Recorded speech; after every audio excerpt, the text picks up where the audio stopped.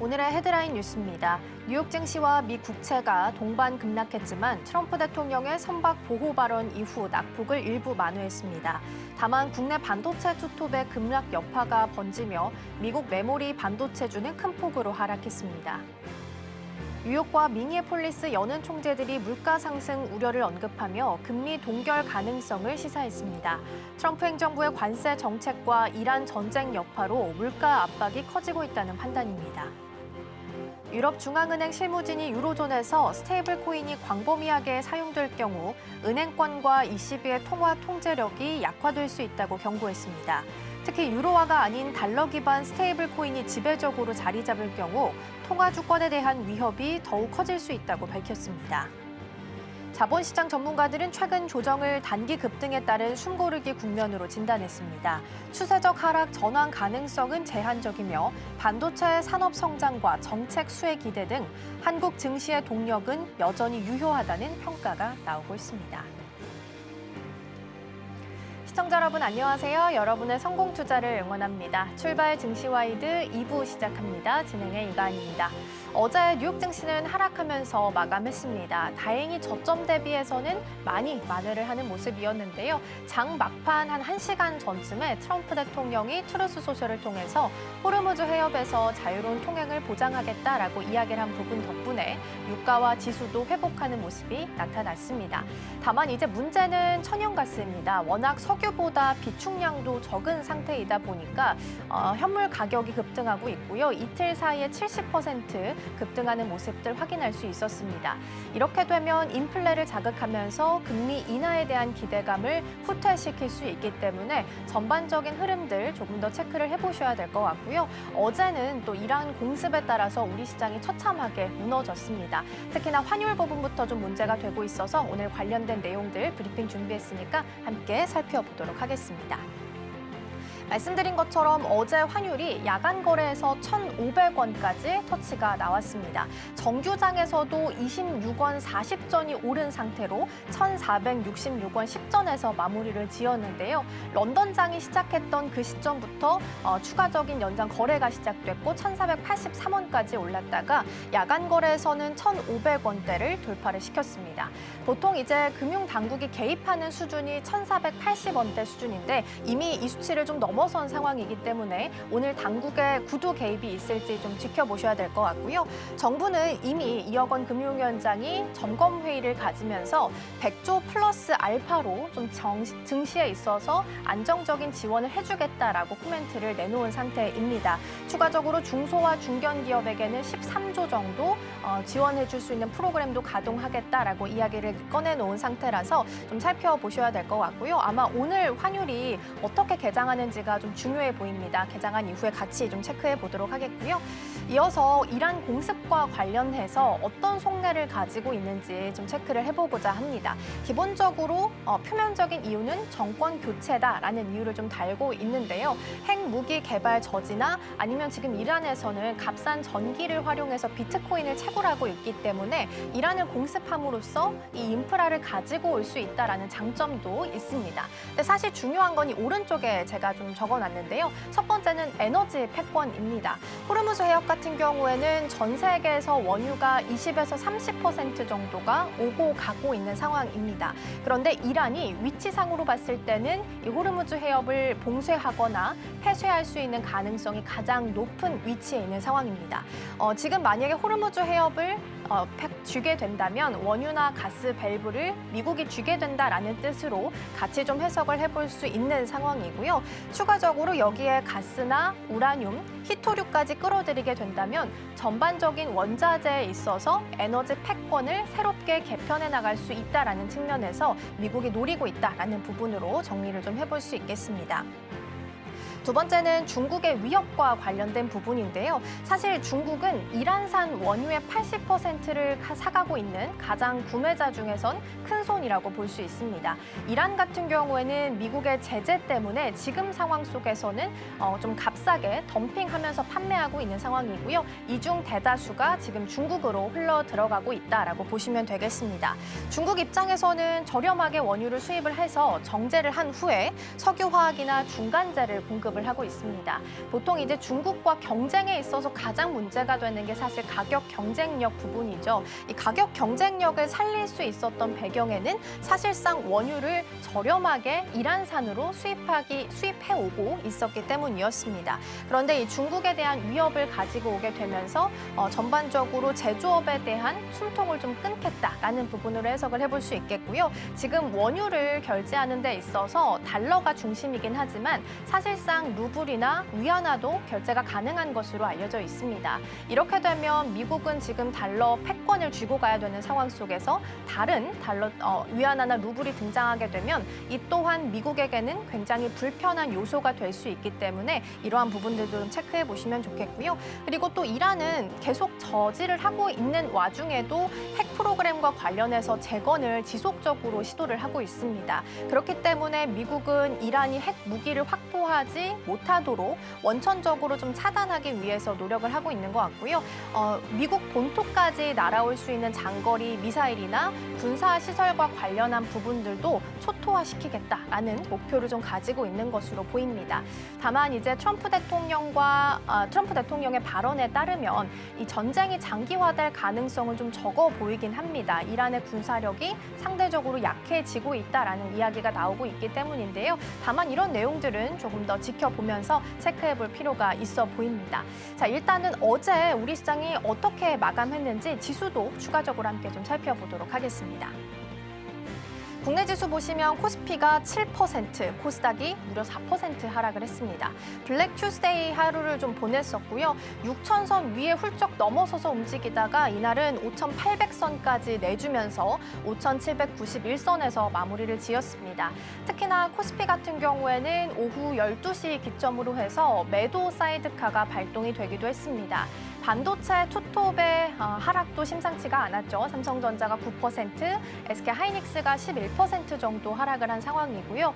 넥스트장에서, 그러니까 넥스트 트레이드장에서 애프터마켓에서 움직임 봤을 때도 시총 3위까지 삼성전자, 하이닉스 그리고 현대차까지 두 자릿수 넘는 하락세를 좀 보인 상황이라서 오늘 흐름이 어떻게 방향을 잡아가게 될지가 가장 중요하지 않을까 싶습니다. 코스닥 같은 경우에는 4% 정도 하락을 했는데요. 다만 장중에 잠시 플러스권으로 돌아섰던 순간도 있기는 했습니다. 다만 이제 지수가 전반적으로 밀리게 되면서 코스닥도 마찬가지로 1137선까지 내려와 있는 상황입니다. 일단 어제는 시총 상단주 위주로 굉장히 하락세가 깊었습니다. 프로그램 자동 매도도 있었겠지만 개인들이 ETF 자금에 많이 좀 넣어놓은 상태이기 때문에 매도를 하게 되면 바스켓으로 전체적인 매도가 나오고 있는 상황이라서 오늘 흐름을 어떻게 잡아가게 될지 꼭 체크해 보시면 좋겠습니다. 지금까지 전일장 마감 시황 전해드렸습니다.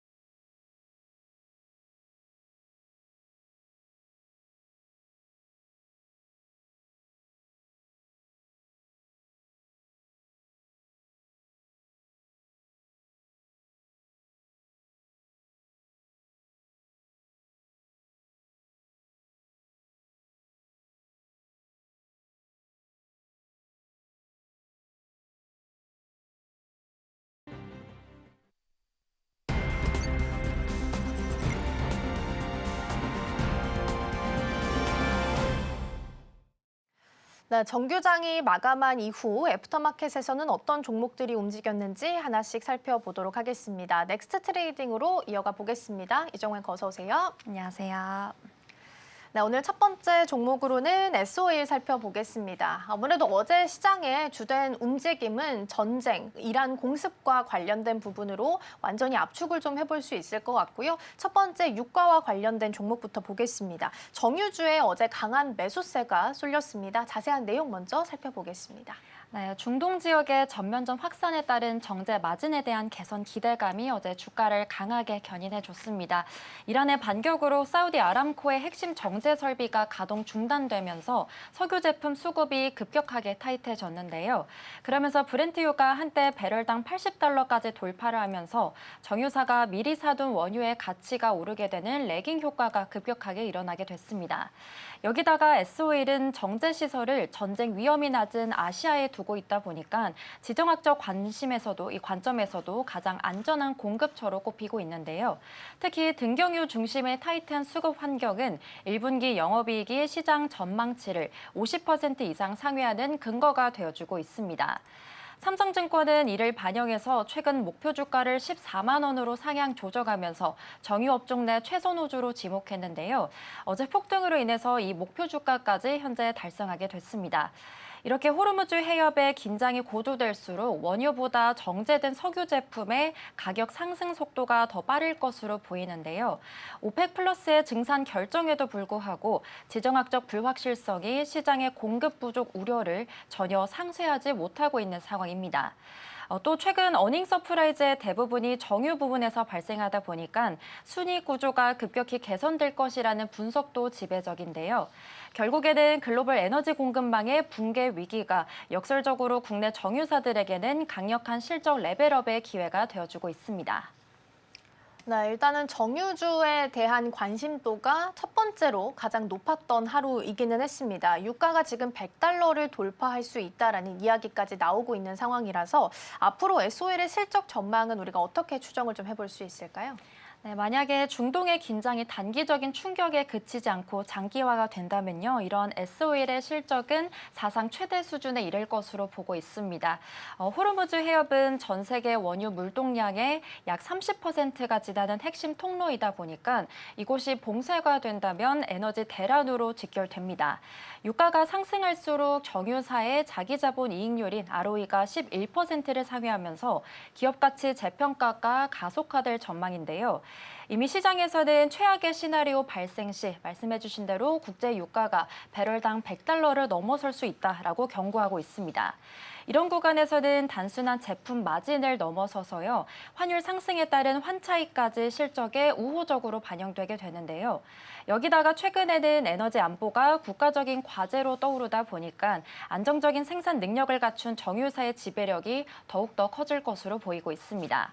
다만 고유가가 장기화돼서 글로벌 소비 심리가 급격히 위축될 경우에는 장기적인 수요 둔화라는 우리가 살펴봐야 될 리스크가 공존하고 있습니다. 하지만 현재 공급 부족 상황은 기술적으로 해결하기 힘든 구조적인 리스크다 보니까 정제 마진 강세는 당분간 지속될 것으로 보이고 있고요. 이번 사태는 정유업종이 경기 민감주를 넘어서서 지정학적 방어주로서 성격을 동시에 갖게 되는 계기가 될 것으로 보입니다. 네, 첫 번째로 이란 공습에 따라서 유가가 움직였던 부분 살펴봤고요. 이어서 어제 또 시장에서 핫했던 방산 쪽도 보겠습니다. 당연히 이제 전쟁 이슈가 불거지게 되다 보니까 방산 쪽에 대한 관심도가 높을 수밖에 없었고요. 방산 비포 같은 경우에는 그동안 계속 전고에 머물고 있다가 전고를 뚫어주는 움직임도 포착이 좀 됐습니다. 그중에서 한화 시스템 살펴보도록 할 텐데요. 어제 상승했던 배경 먼저 좀 짚어주실까요? 네, 가장 결정적으로 말씀해 주신 대로 중동발 지정학적 위기 고조로 인해서요, 대공무기 체계 인도 조기화 기대감이 방산주 랠리를 주도해주고 있습니다. 이란이 본토 공격에 대응해서 탄도미사일과 드론을 총동원하면서요, 주변국의 방공망 확충이 시급한 과제가 되었는데요. 이런 상황에서 한화 시스템은 이미 아랍에미리트와 사우디 쪽에 천궁2의 핵심 구성품인 다기능 레이더를 공급하기로 계약했습니다. 그래서 이렇게 교전이 격화되면 격화될수록 요격 미사일 소모가 빨라지다 보니까 중동 국가들이 기존 계약 물량의 납품 시기를 앞당길 가능성이 커지게 되는데요. 이는 곧 한화 시스템의 실적 인식 속도가 가속화되는 결과로 이어지고 또 매출 퀀텀 점프의 발판이 될 것으로 보이고 있습니다. 단순한 지상무기를 넘어서서요, 위성통신과 그리고 차세대 군용 무전기 양산 사업 등 이런 정보통신 역량도 높게 평가받고 있는데요. 또 미국 뉴욕 증시에서도 로키드 마틴 같은 주요 방산주가 일제 급등하면서 글로벌 방산 업황의 호조를 뒷받침해주고 있습니다. 그래서 한화 에어로스페이스와 함께 그룹 내 방산 시너지가 극대화되면서 하나그룹 시총 순위도 전체 5위로 올라서기도 했습니다.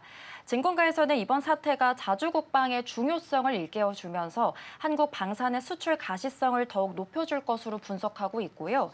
또 LIG 넥슨과 같은 형성된 방산 테마는 이렇게 시장 급락장에서도 독보적인 방어적 성장주 성격을 유감없이 보여주고 있습니다. 결국에 중동의 전술적인 수요 증가와 그리고 한국 방산의 검증된 기술력이 만나서 주가 상승의 가장 확실한 근거가 되어주고 있습니다. 네, 어제는 방산주 중에서도 유도 무기, 방공과 관련된 부분들이 유독 좀 주목도가 높은 상황이었습니다. 지금 미사일을 쏘고 이걸 요격하는 과정들이 이어지다 보니까 이쪽에서 관심도가 좀 높았고요. 한화시스템 같은 경우에는 종합적으로 하고 있는 기업이기 때문에 같이 좀 보시면 좋겠습니다. 그러면 중장기적 전망도 좀 같이 살펴볼까요? 네, 한화시스템은 단순 부품 공급사를 넘어서서요, 이제는 글로벌 방산 강자로 더 도약하고 있습니다. 러시아 우크라이나 전쟁에 이어서 이번 중동 사태는 전 세계적인 국방비 지출 확대를 촉발하는 구조적인 변화를 가져오게 됐습니다. 특히 드론과 미사일 공격에 대응하는 피지컬 AI 기술은 미래 전장의 핵심이다 보니까 한화시스템의 소프트웨어 역량이 부각되는데요. 또 중동 국가들과의 방산 협력 강화는 향후 유지 보수 사업인 MRO 쪽에서도 안정적인 매출을 보장해 줄 것으로 해석되고 있습니다.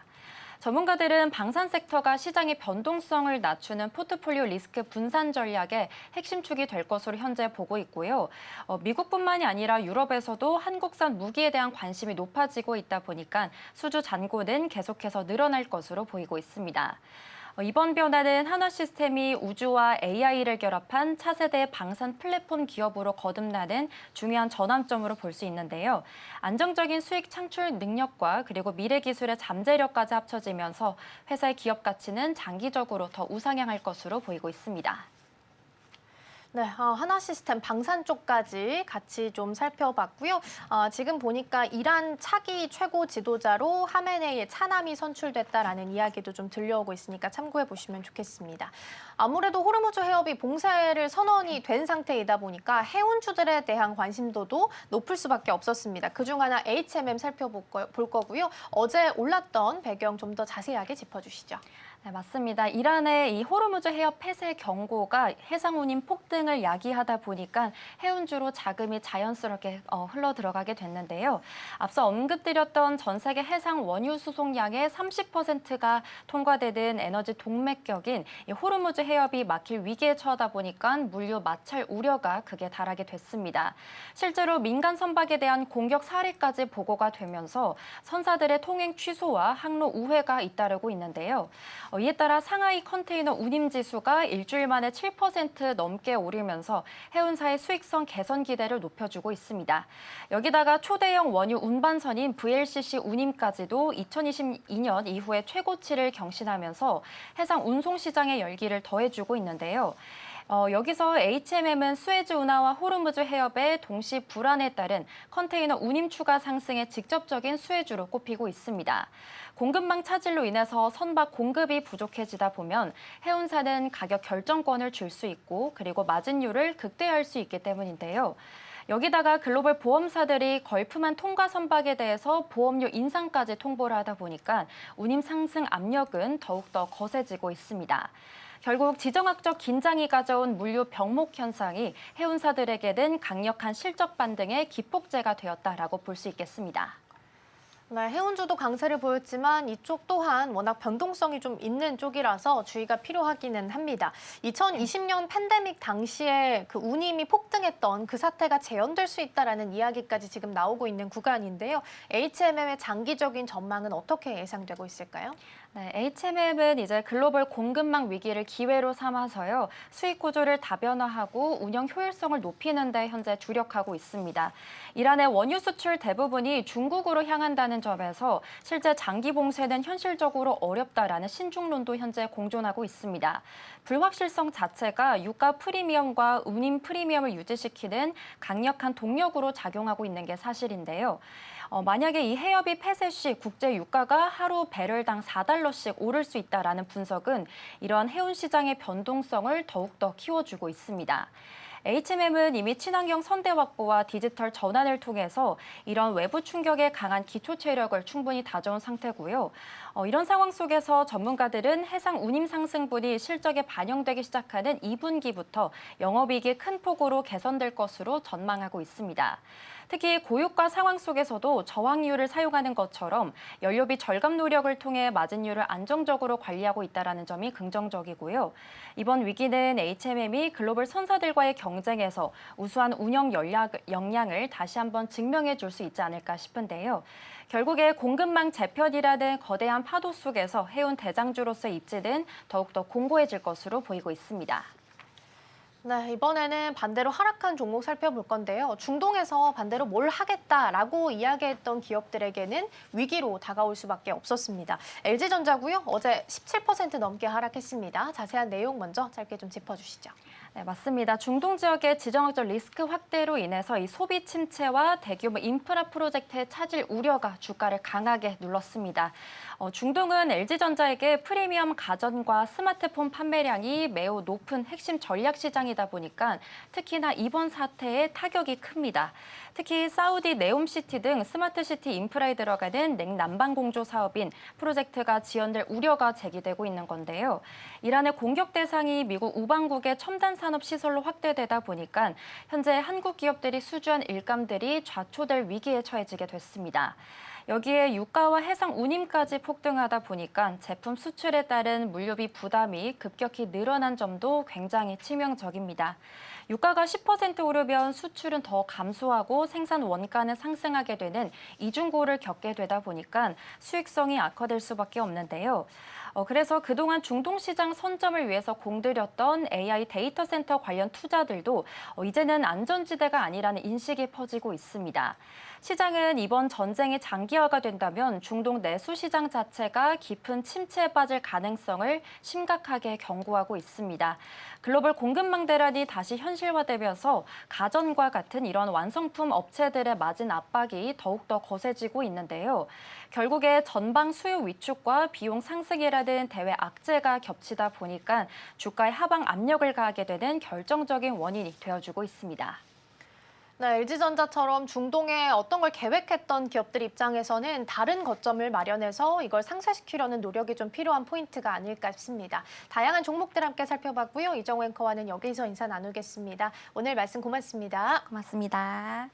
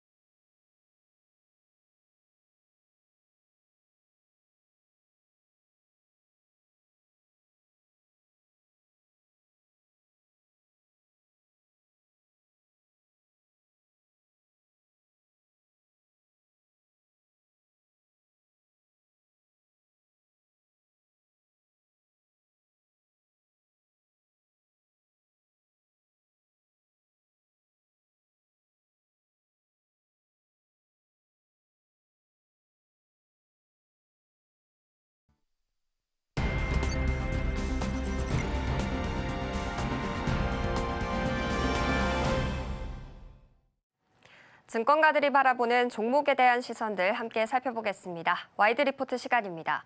오늘 살펴볼 리포트는 IM증권의 삼성전기 관련된 리포트 체크해 보겠습니다. IM증권은 삼성전기에 대한 목표가를 60만 원으로 상향했고요. 매수 의견을 유지했습니다. 60만 원까지 상향했다라는 것은 굉장히 엄청난 수치로 보여지는데요. 2018년에 이 삼성전기가 역대급 실적을 기록했던 때에 비해서 기업 가치를 거의 50% 상향한 겁니다. 이렇게 IM증권이 삼성전기에게 긍정적인 전망을 주고 있는 이유들 한번 짚어보도록 살펴보도록 하겠습니다. MLCC 이야기를 하지 않을 수가 없을 것 같습니다.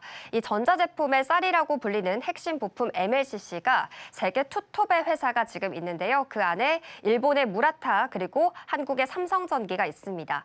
이 삼성전기에 이번에 이 소비자가 교체됐다라는 점이 실적의 상승에 견인을 하고 있는 모습인데요.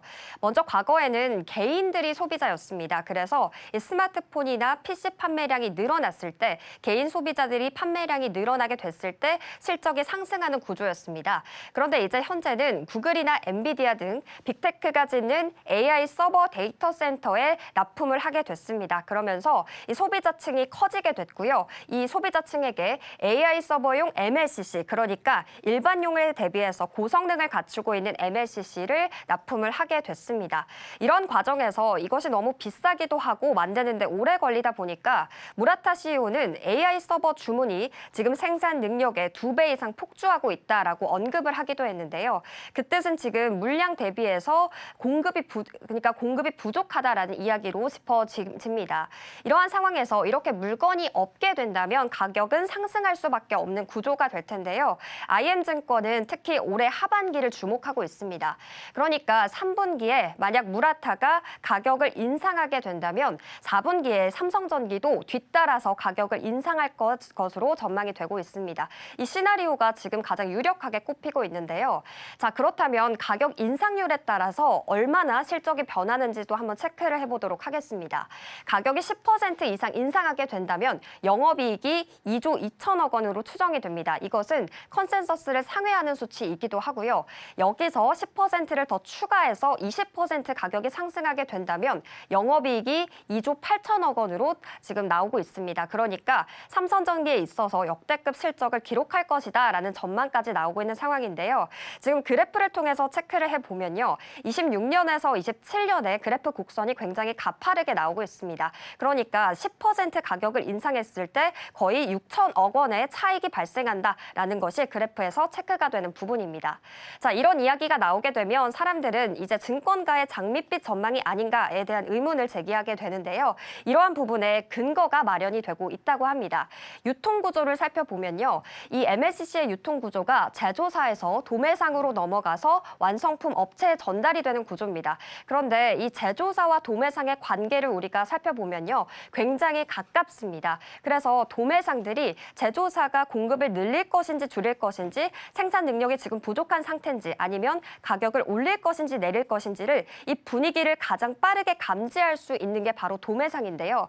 지금 중국의 유통시장을 살펴보면 이 중국의 도매시장들이 MLCC를 15% 가격을 인상을 했습니다. 이러한 부분에서 우리가 체크할 수 있는 것은 이 도매상 가격이 올라간다라는 것은 결국엔 제조사 가격까지 올라갈 수 있다라는 것의 선행지표이기 때문에 이러한 부분에서 삼성전기를 비롯한 무라타까지 가격을 인상하지 않을까에 대한 근거가 마련이 되고 있습니다.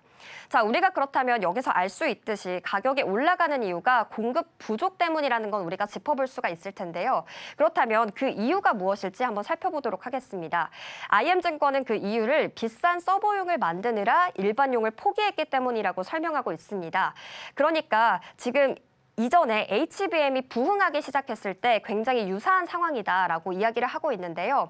예전을 생각을 해보시면 HBM이 고성능 HBM에 대한 수요가 너무 폭증하게 되면서 일반 D램은 오히려 소외되는 현상이 벌어지게 됐습니다.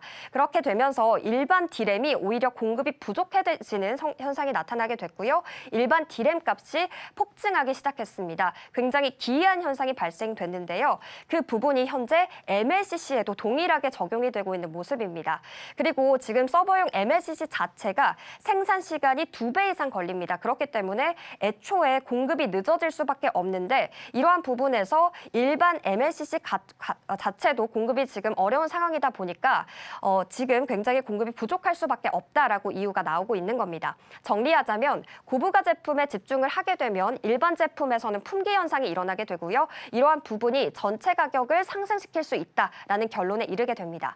결국엔 MLCC 가격의 상승은 삼성전기에 있어서는 실적을 견인할 수 있는 요소로 꼽히고 있는데요. 이런 MLCC뿐만 아니라 또 삼성전기가 가지고 있는 무기가 있습니다. 바로 기판 사업입니다. 이 기판 사업에 이 패키지 기판인 FC-BGA가 굉장히 유력하게 나오고 있는데요. 사실 이전에 삼성전기의 흐름을 지켜보면 MLCC가 올라갔을 때는 이 기판 부분이 약했고요. 기판이 또 잘 나가기 시작했을 때는 MLCC가 약했습니다. 그런데 지금 AI 수요가 폭증하기 시작하면서 기판과 MLCC 모두 동반 성장세가 나타나고 있는 겁니다. 그중에서 특히 이 FC-BGA의 그래프를 한번 살펴보면요. 전체 기판 매출 포트폴리오에서 대부분의 매출을 차지하고 있습니다. 그만큼 중요해진 기판의 영역이 됐는데요. 이 지금 FC-BGA가 전 세계 빅테크 AI 가속기용 프로젝트의 수주가 완료가 됐고요. 실제로 2027년에 생산 물량이 완판이 된 상태입니다. 그리고 이것이 베트남 신공장에서 풀강동이 될 것이다라고 예약이 된 상태이기 때문에 우리가 이러한 부분을 짚어본다면 미래 수익이 이미 확정됐다라고도 볼 수가 있겠습니다. 자, MLCC와 기판에서 성장세가 나타나고 있지만 이러한 부분에 있어서 해외 경쟁사 대비해서 지금 삼성전기의 PER이 낮게 나오고 있습니다. 그러니까 증권사들은 이 PER이 낮은 삼성전기가 앞으로 극심한 저평가에서 해소될 수가 있을 것이다라는 전망까지 나오고 있는 상황입니다. 자, 그렇다면 삼성전기에서 우리가 조금 주목해봐야 할 변수들은 무엇일까요? 세 가지 정도 짚어볼 수 있겠습니다. 첫 번째는 앞서 언급드렸던 무라타가 가격을 인상하지 않게 된다면 이 부분에 있어서 급등했던 주가의 부담감으로 작용이 될 수 있겠습니다. 그리고 두 번째로는 앞서 말씀드렸듯이 이렇게 품귀 현상으로 인해서 메모리 값이 계속해서 급등하게 된다면 이러한 부분에서 IT 수요가 위축이 될 거고요. 공장 가동률까지 저하될 수 있다는 이야기도 나오고 있습니다. 그리고 마지막으로 전쟁 등 지정학적 이슈에 대한 히토류 같은 원자재 공급이 지금 부족하게 된다면 이러한 부분에서 불안감으로 주가에 작용할 수 있겠습니다. 자, 이렇게 삼성전기에 대한 변수들까지 짚어봤는데요. 그렇다면 전거래일 삼성전기의 움직임 한번 체크해 보도록 하겠습니다. 사실 이전 거래일 시장 전체의 분위기가 이란 전쟁으로 인한 지정학적 변수로 인해서 모두 다 하락세였습니다. 그런데 이 삼성전기도 어제 거의 8%대 큰 낙폭을 보이면서 40만 9천 원 선에서 종가를 형성했었는데요. 앞서 말씀드렸던 지정학적 변수가 발생하게 되면 이렇게 삼성전기는 좀 조정을 맞을 수 있는 모습이 지금 포착이 되는 겁니다. 그런데 삼성전기가 사실 한 달 안에 50% 이상 급등했던 종목입니다. 그렇다 보니까 변수 발생 시에 어느 정도 조정이 있다라는 것은 우리가 체크해야 될 부분이고요. 하지만 앞으로 이 공급이 부족하다는 것은 팩트로 확인이 되고 있습니다. 그렇기 때문에 삼성전기의 앞으로의 흐름 계속해서 체크해 보시기 바랍니다. 지금까지 와이드 리포트였습니다.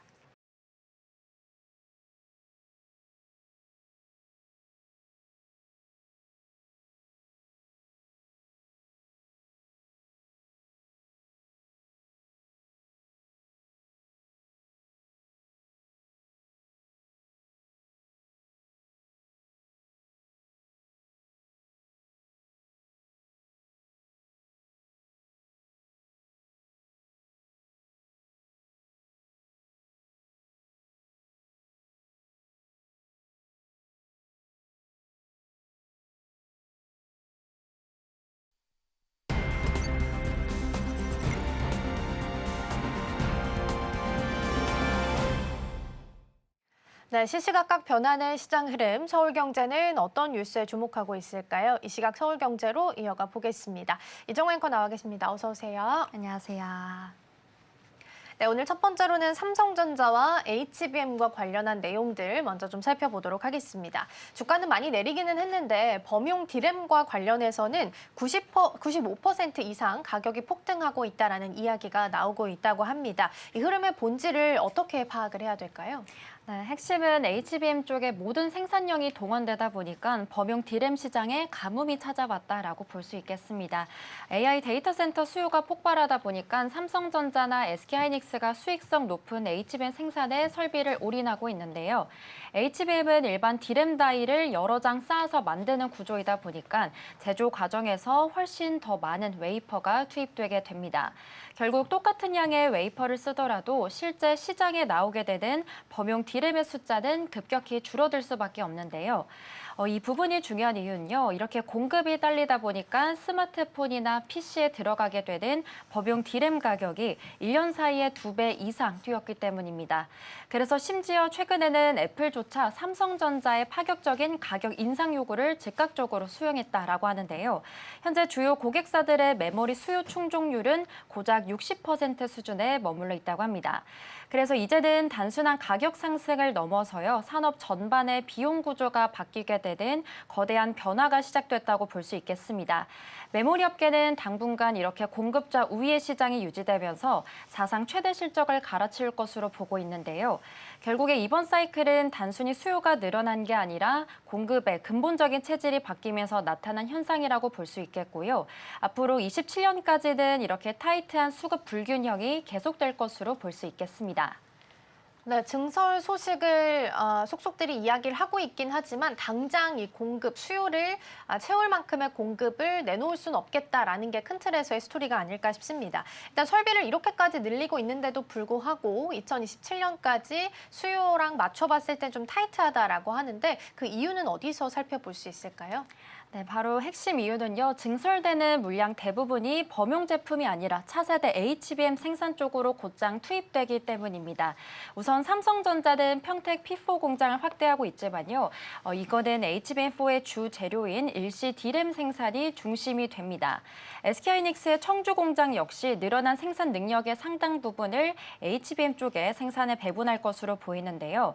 결국에 범용 D램으로 다시 돌아가는 물량은 매우 제한적일 수밖에 없는 구조인 거죠.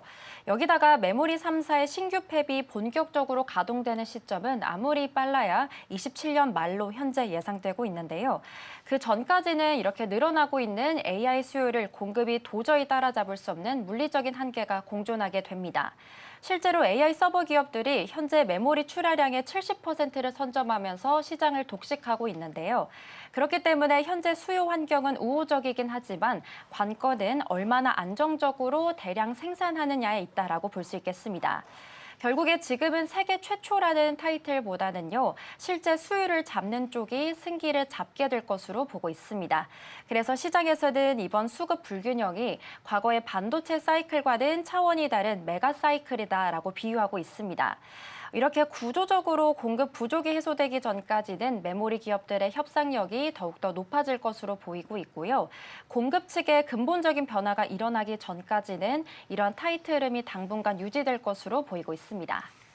네, 어찌됐든 우호적인 환경이 만들어지고 있는 상황이다 보니까 삼성전자에 대한 영업이익 전망치는 계속 올라가고 있고요. 올해 영업이익 200조 원 돌파할 거다라는 시나리오까지 만들어지고 있는 상황입니다. 실적 측면에서는 어떤 부분들을 좀 기대해 볼 수 있을까요? 네, 우선 시장에서는 올해 1분기 영업이익이 전년 대비 89%나 급증하면서요. 시장의 예상치를 크게 뛰어넘을 것으로 우선 전망하고 있습니다. 범용 메모리 가격이 가파르게 오른 덕분에 DS 부문에서만 압도적인 이익이 쏟아지고 있는 건데요. 삼성전자는 현재 엔비디아뿐만이 아니라 AMD나 구글 등 빅테크 고객사 다변화에 사활을 걸고 있습니다. 여기다가 특히 AMD의 차세대 AI 칩인 MI450에 삼성의 HBM4가 대거 탑재될 가능성도 매우 큰데요. 이게 중요한 이유는요. 이렇게 공급처가 다양해지게 된다면 특정 업체에 대한 의존도가 낮아지게 되고 또 가격 협상력은 더욱더 공고해지기 때문입니다. 여기다가 글로벌 D램 시장 점유율 1위 자리를 탈환한 것도 이렇게 실적 자신감에 힘을 보태주고 있습니다. 또 기술력만큼이나 중요한 게 수요를 안정화해서 매출을 실제 이익으로 연결하는 능력입니다. 그래서 시장에서는 삼성전자가 HBM4의 주도권을 다시 가져오면서 영업이익 200조 시대를 열 것으로 보고 있습니다.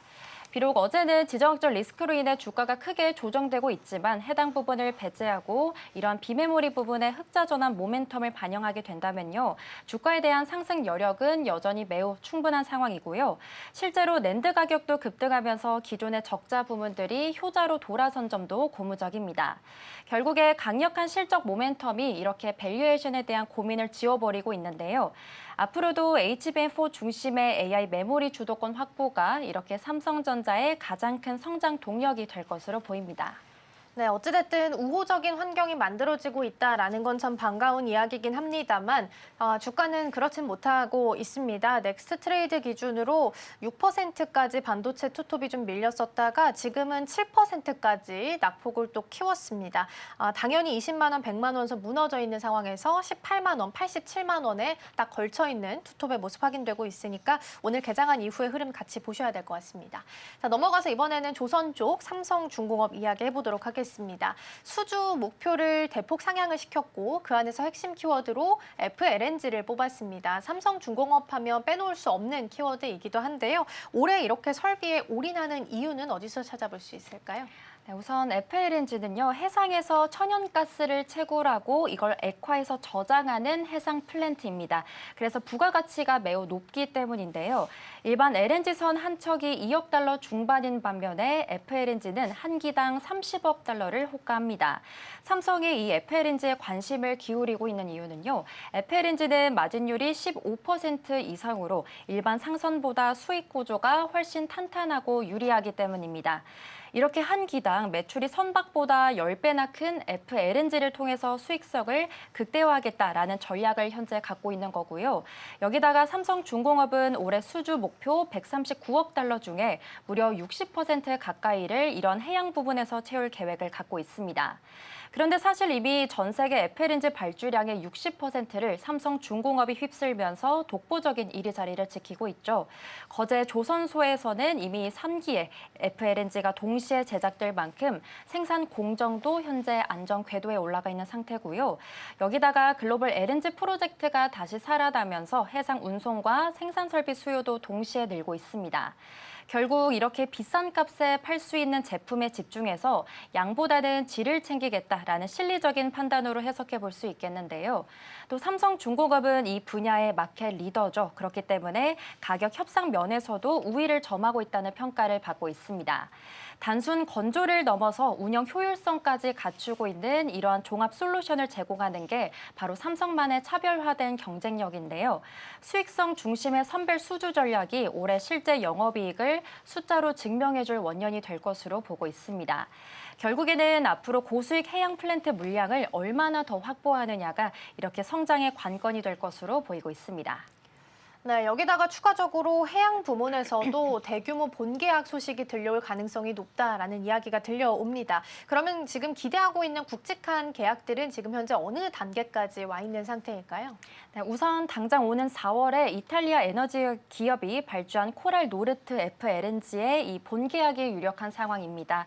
이미 예비 작업 계약이 금액을 증가하면서요. 사실상 본계약을 위한 막바지 준비 단계에 접어든 상황이고요. 이 계약 하나만으로 약 25억 달러 규모의 수주 실적을 단번에 쌓을 수 있게 됩니다. 또 미국 델핀 프로젝트도 함께 보겠습니다. 1호기 본계약 역시 이르면 다음 달 중으로 성사될 가능성이 큰데요. 이미 수주 의향서 연장에 합의했고요. 이렇게 최종 투자 결정만 내려지게 된다면 바로 계약서에 도장을 찍을 수 있게 됩니다.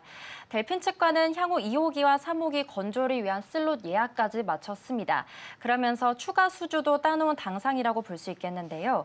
이렇게 두 건의 대형 계약만 확정이 되어도 삼성중공업은 연간 해양 목표의 절반 가까이를 달성하게 됩니다. 이렇게 상선 부문에서도 LNG 운반선을 중심으로 연초부터 꾸준히 수주 랠리를 이어오고 있습니다. 결국에는 작년에 주춤했던 이런 대형 프로젝트들이 올해 상반기에 대거 몰리면서 실적을 견인해주고 있고요. 물론 글로벌 발주량 감소 전망이나 또는 고금리 장기화 같은 대외적인 리스크는 여전히 존재하고 있습니다. 하지만 삼성중공업이 갖고 있는 기술적 우위는 여전히 탄탄하고요. 더 나아가서 현재 글로벌 프로젝트에서 중국을 배제하는 경향도 강해지고 있기 때문에 이 부분도 긍정적입니다. 그래서 앞으로 나올 미국발 물량의 상당수도 삼성중공업이 가져올 것이라는 분석이 우세한데요.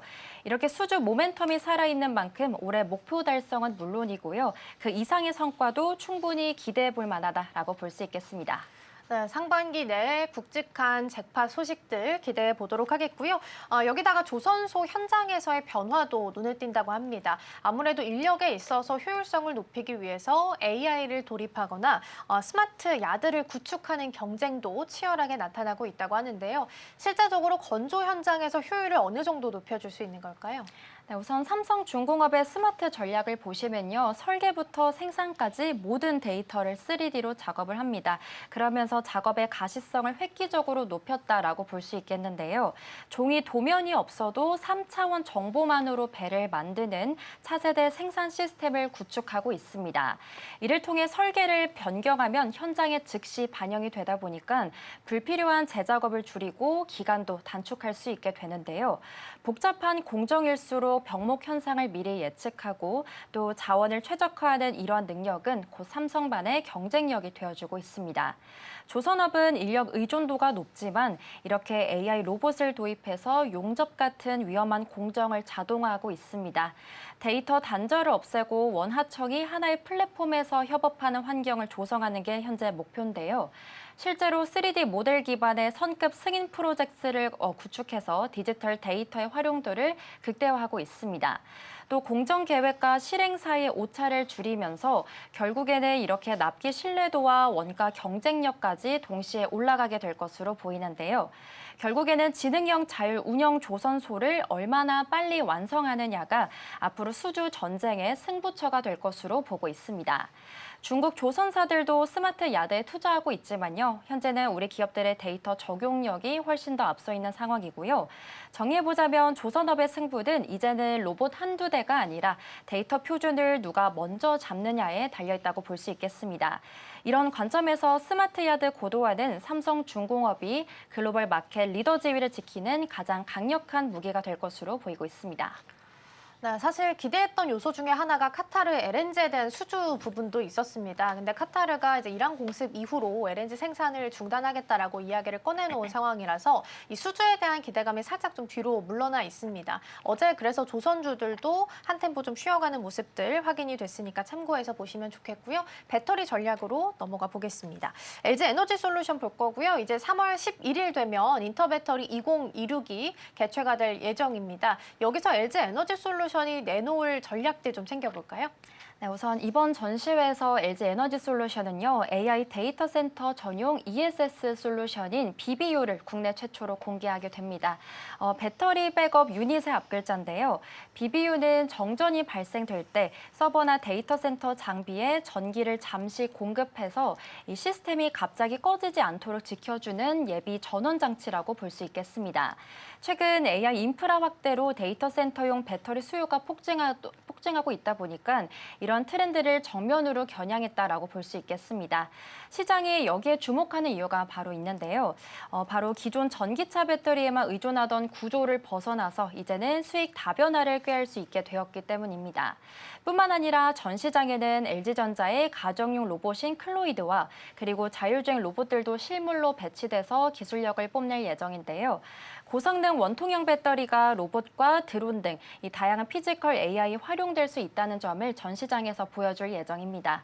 동시에 가격 경쟁력을 높인 차세대 리튬 망간리치 배터리도 공개하면서 중저가 시장 대응력도 키울 예정인데요. 결국에는 수요 위축이라는 보릿고개를 넘기 위해서 ESS와 로보틱스라는 새로운 돌파구를 찾게 된 셈입니다. 신기술 공개 이후에 이 전기차의 성장 동력이 충분하다라는 메시지를 시장에 던지고 있고요.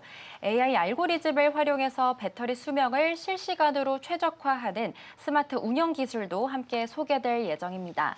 단순한 제조사를 넘어서 에너지를 서비스로 제공하는 사업 모델로의 진화도 엿보이는데요.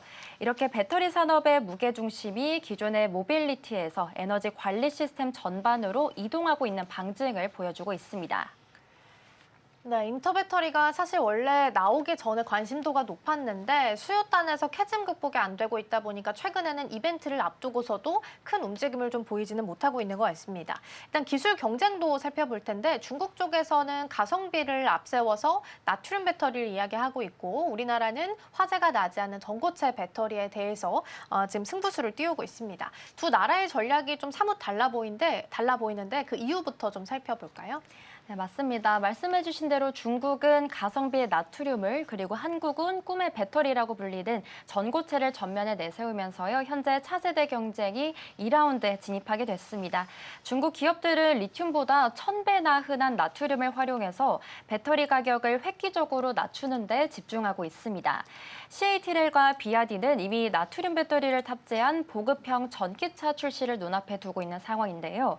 하지만 시장에서는 이렇게 나트륨이 저렴하긴 하지만 리튬에 비해서 무겁고 에너지 밀도가 낮다 보니까 주행거리 확보에 근본적인 한계가 있다고 보고 있습니다. 결국에 중국은 기술적 한계를 이렇게 가격으로 메우려는 보급형 전략에 갇혀 있는 것으로 볼 수 있는데요.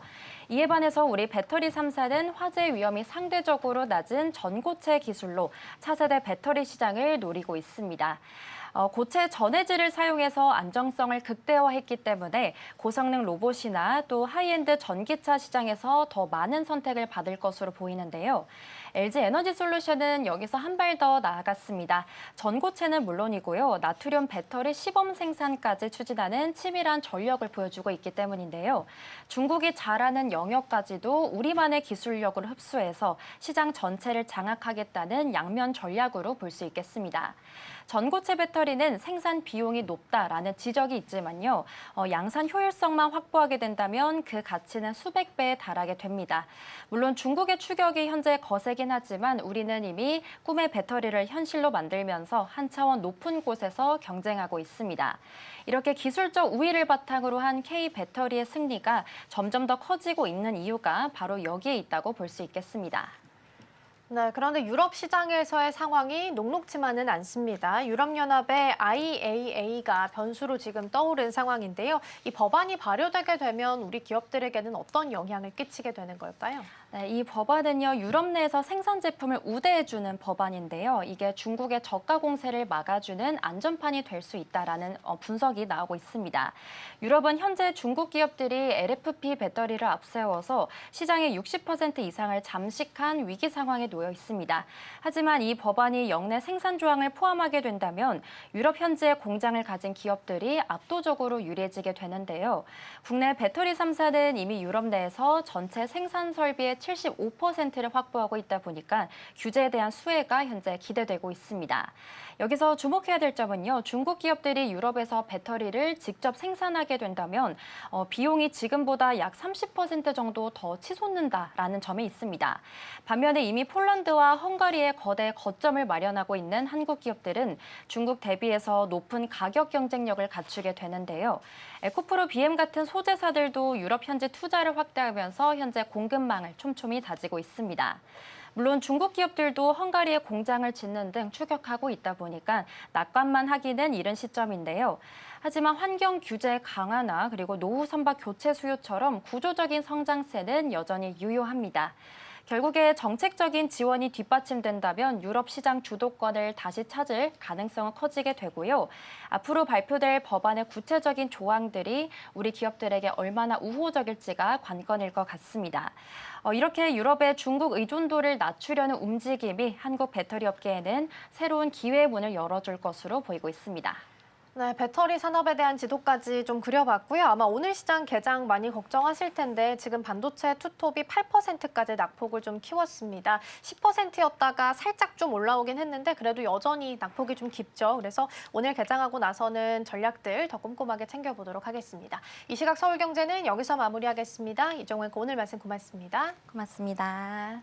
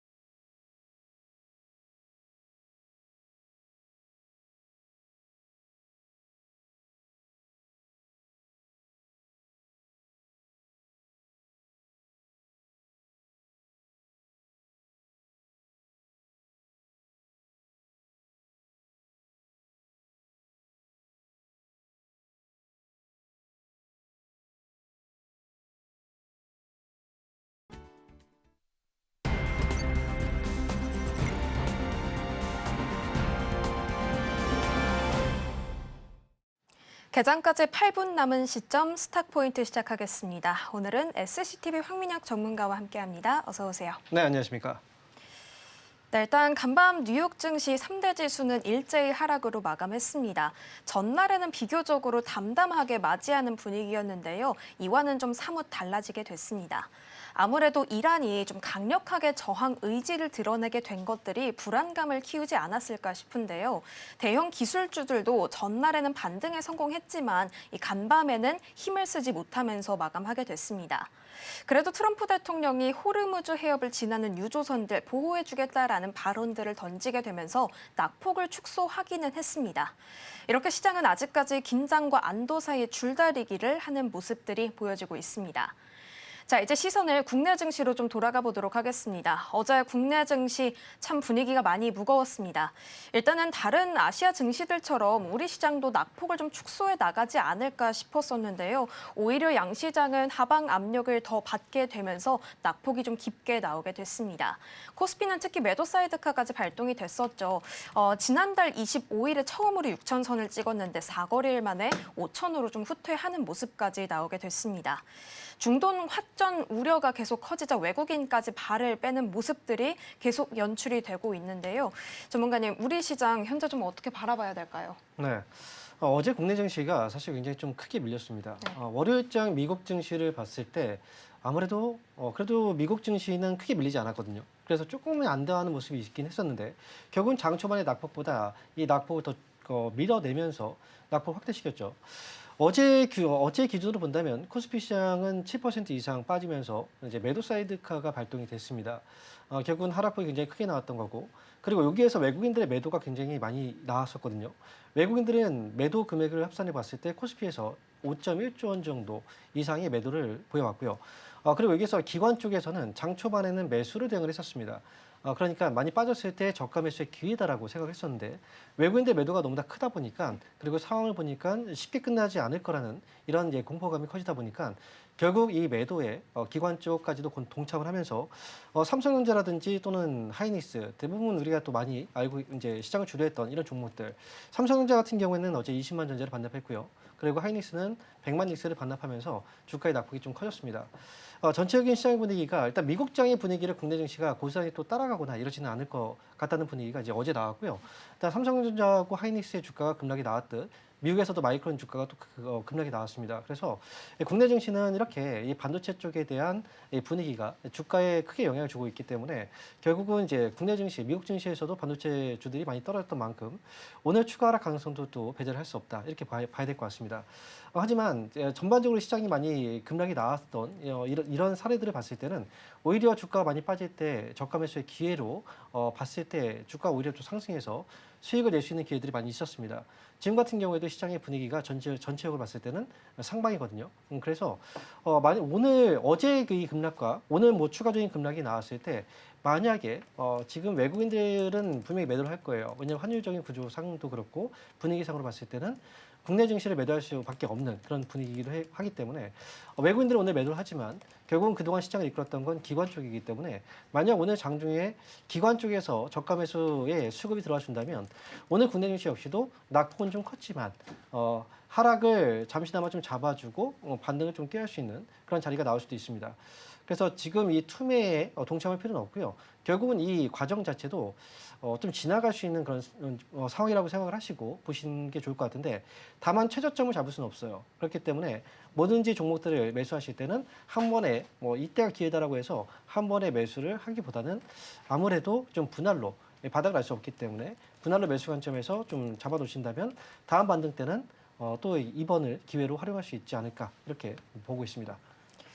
네, 지금 예상 체결 지수도 추가적인 하락세가 나올 것으로 좀 보입니다. 코스피 5%가량의 낙폭이 또 한 번 지금 포착이 되고 있는 상황인데요. 그래도 전체적으로 우리 시장이 상방을 향해서 나아가고 있다는 점, 그리고 오늘 오후장까지의 흐름들을 체크했을 때 기관의 매수세가 확인이 되는지도 함께 고려를 하면서 전략들 체크해 나가야 할 것 같습니다. 자, 그런데 지금 환율도 참 큰 부담이 돼요. 어제 야간 시장에서 1,500원을 좀 돌파하는 모습들이 나왔고 지금도 이제 1,485원까지 올라서는 모습들이 좀 체크가 됐습니다. 이런 부분들이 외국인의 매도를 좀 계속 자극하지 않나 싶은데요. 이번 주 내내 계속해서 이런 부분들 부담으로 작용할까요? 지금의 상황에서는 환율에 있어서는 부담을 느낄 수밖에 없어요. 그동안 환율이 최근 들어서 조금 빠지기 시작을 했었거든요. 근데 갑자기 또다시 올라가면서 최고치를 찍었다는 건 지금의 이 상황이 우리가 생각하는 것처럼 쉽게 지나가지는 않는다라는 거거든요. 그리고 환율이 올라간다는 건 이제 두 가지 관점에서 있는데 첫 번째 지금은 시장이 불안하기 때문에 안전자산이 달러 쪽으로 수요가 몰린다라는 관점에서 이 원달러 환율이 상승하는 경우가 있고 그리고 외국인들 매도해서 현금을 이제 원화를 달러로 바꿔가는 과정에서 올라가는 이 상승분이 있는데 지금은 두 가지가 다 겹쳐진 상황이기 때문에 지금 환율에 대한 이 상승분은 지금 만약에 오늘장 같은 경우에도 추가적인 상승이 가능성이 좀 있는 상황이기 때문에 환율에 대한 부담감은 이번 전쟁에 대한 어떤 리스크가 조금이나마 소멸이 돼야 그래야지 떨어질 수 있는 거고 이번 주는 특히나 지금 약간 좀 고조된 분위기이기 때문에 환율의 하락은 쉽게 나오진 않는다라고 생각을 합니다. 다만 여기서 이제 우리가 봐야 되는 건 주식이라는 것도 그렇잖아요. 앞으로의 그 방향이 되게 중요한 거고 예측이 중요한 건데 환율이 단기적으로 급등했다가 나중에 떨어질 거라고 생각이 든다면 예상보다 환율의 상승폭이 제한될 수 있고 그 다음에 또 빠르게 환율은 또 다시 떨어질 수가 있거든요. 그렇기 때문에 이 부분을 또 같이 보실 필요가 있어요. 따라서 이제 시장에서의 이 분위기가 좀 빠르게 지금 불안감이 식어가느냐 아니면 불안감이 또 증폭되느냐 이거는 환율을 통해서 우리가 알아볼 수 있기 때문에 환율의 방향성을 보고서 투자에 맞춰서 가시는 것도 하나의 방법이다 이렇게 말씀드리겠습니다. 확실히 지금 시장을 지배하고 있는 이런 공포들이 거쳐야 우리가 좀 마음이 놓일 것 같습니다. 자, 그러면 오늘 지금 프리장에서도 반도체 투톱의 낙폭이 좀 크게 나오고 있기 때문에 이 부분 여쭤보도록 하겠습니다. 우리 시장을 주도하고 있었던 종목들이기 때문에 아무래도 더 주목을 할 수 있지 않을까 싶은데요. 지금 개장한 이후에도 지금 반도체 쪽은 계속 들여다보도록 하겠지만 일단 지금 자리에서 담는 전략은 좀 유효하다라고 보실까요? 지금 이제 시장의 이 공포 분위기가 어떻게 끝날지 몰라요. 그래서 앞에서도 얘기했지만 정확한 바닥을 알 수 없기 때문에 지금 많은 분들이 삼성전자와 하이닉스를 이번에 기회라고 생각하시는 분들이 많으실 것 같은데 지금이 기회가 될 수도 있다고 저도 생각을 해요. 하지만 이 기회는 어느 시점에서 매수를 하느냐가 되게 중요하거든요. 똑같은 종목이라고 하더라도 매수 가격에 따라서 수익과 수질이 갈리듯이 이번에 삼성전자와 하이닉스를 보신다면 최대한 많이 떨어졌을 때 하락이 잡히고 나서 들어가는 것도 좋고 아니면 이제 많이 떨어진 상태에서 분할로 접근하는 것도 저는 좋은 방법이다 이렇게 말씀드리겠습니다.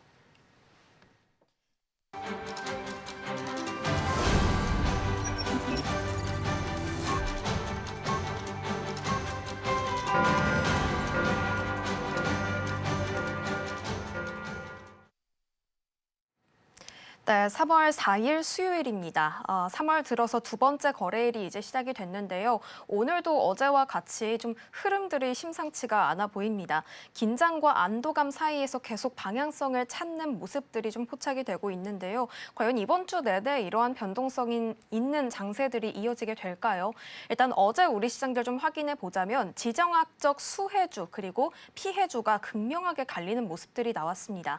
그런데 오늘도 이러한 흐름이 좀 유지되는 모습들이 포착이 되고 있는데요. 일단 우리 시장 현재 분위기 한번 살펴보도록 하겠습니다. 네, 지수부터 한번 짚어보도록 하겠습니다. 코스피와 코스닥 양시장 모두 어제에 이어서 추가적인 하락세가 나오고 있습니다.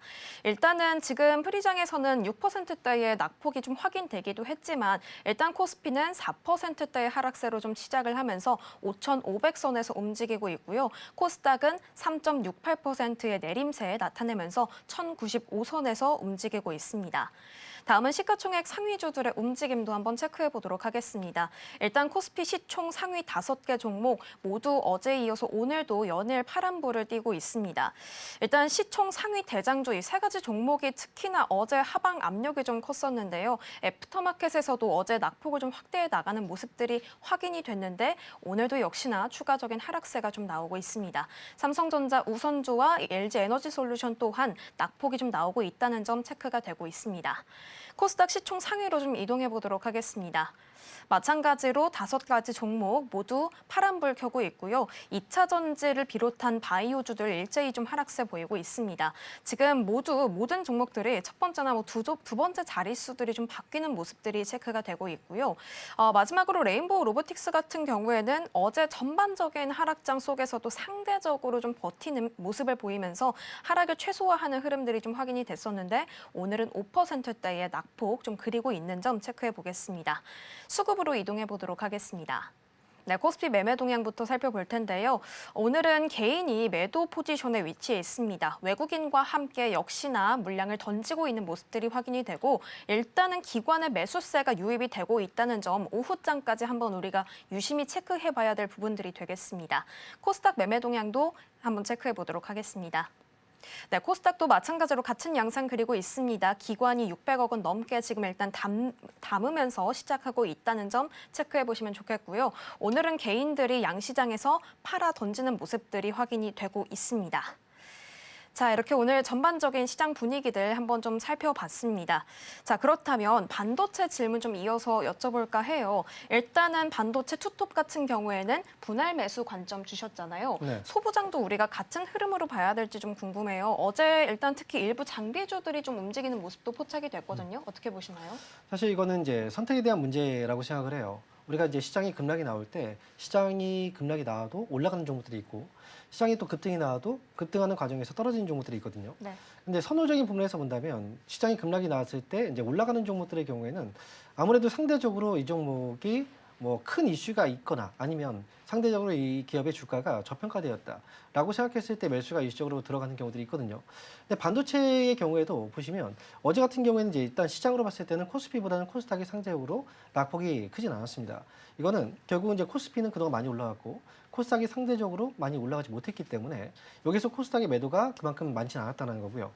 그리고 또 종목들의 경우에도 만약에 대장주인 SK하이닉스하고 삼성전자 이 두 종목은 그동안 많이 올라갔지만 정작 소부장 관련 종목들의 경우에는 이 주가의 상승폭이 그 종목들 대비했을 때는 크지 않았다는 거죠. 결국 반도체 업황이 좋으면 이 관련 종목들이 다 좋을 거거든요. 그런데 상대적으로 이제 올라가지 못했다는 건 시장의 영향도 있었고, 그래서 어제 같은 경우에는 아무래도 급하게 회피처를 찾다가 보니까 상대적으로 좀 저가에 대한 메리트가 있는 쪽으로 자금들이 몰리지 않았나라고 생각이 들어요. 이번 시장에서 결국 이제 주가가 떨어지고 나서 다시 올라가는 과정이 나오게 된다면 결국은 소부장 관련주들이 뭐 변동성이 분명히 또 이제 오늘 같은 경우 아침에 좀 크긴 하지만 올라갈 때는 위험 자산 쪽으로 자금들이 또 몰릴 수 있거든요. 그래서 지금은 아무래도 이제 많이 올라갔던 종목들은 좀 기피하는 현상들이 나오고 있고 상대적으로 덜 오른 종목들에 대해서는 약간의 좀 우호적인 반응들이 나오고 있는 시장이기 때문에 소부장 관련주들의 경우에도 역시 떨어졌을 때는 이제 분할 매수 관점에서 접근하시는 것도 저는 나쁘지 않다라고 생각이 들고요. 다만 이제 그 금액에 대한 차이일 것 같아요. 대형주들의 경우에는 금액을 좀 크게 담을 수 있지만 중소형주 같은 경우에는 금액의 자금들을 조금 이제 작게 해서 좀 단기 트레이딩 관점에서 접근해 보시는 것도 좋겠다 이렇게 말씀드리겠습니다. 네. 어제 소부장에서 일부 포착됐던 움직임은 아무래도 시장이 전체적으로 너무 안 좋다 보니까 상대적으로 덜 올랐던 종목들에 있어서 매력도가 좀 확인된 순간이었다라고 좀 정리해 볼 수 있겠습니다.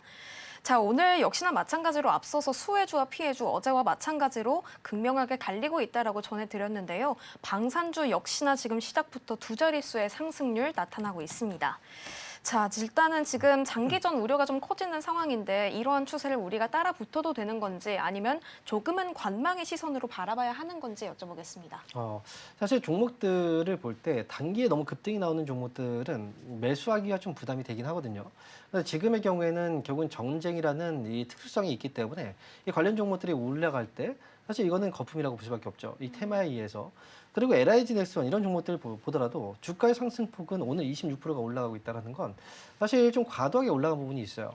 하지만 만약에 지금 이란에 대한 문제, 만약에 예를 들어서 미국이 지금 베네수엘라를 공격했듯 이란을 공격했고 만약에 북한까지 공격을 한다. 뭐 이런 시나리오도 지금 얘기가 나오고 있거든요.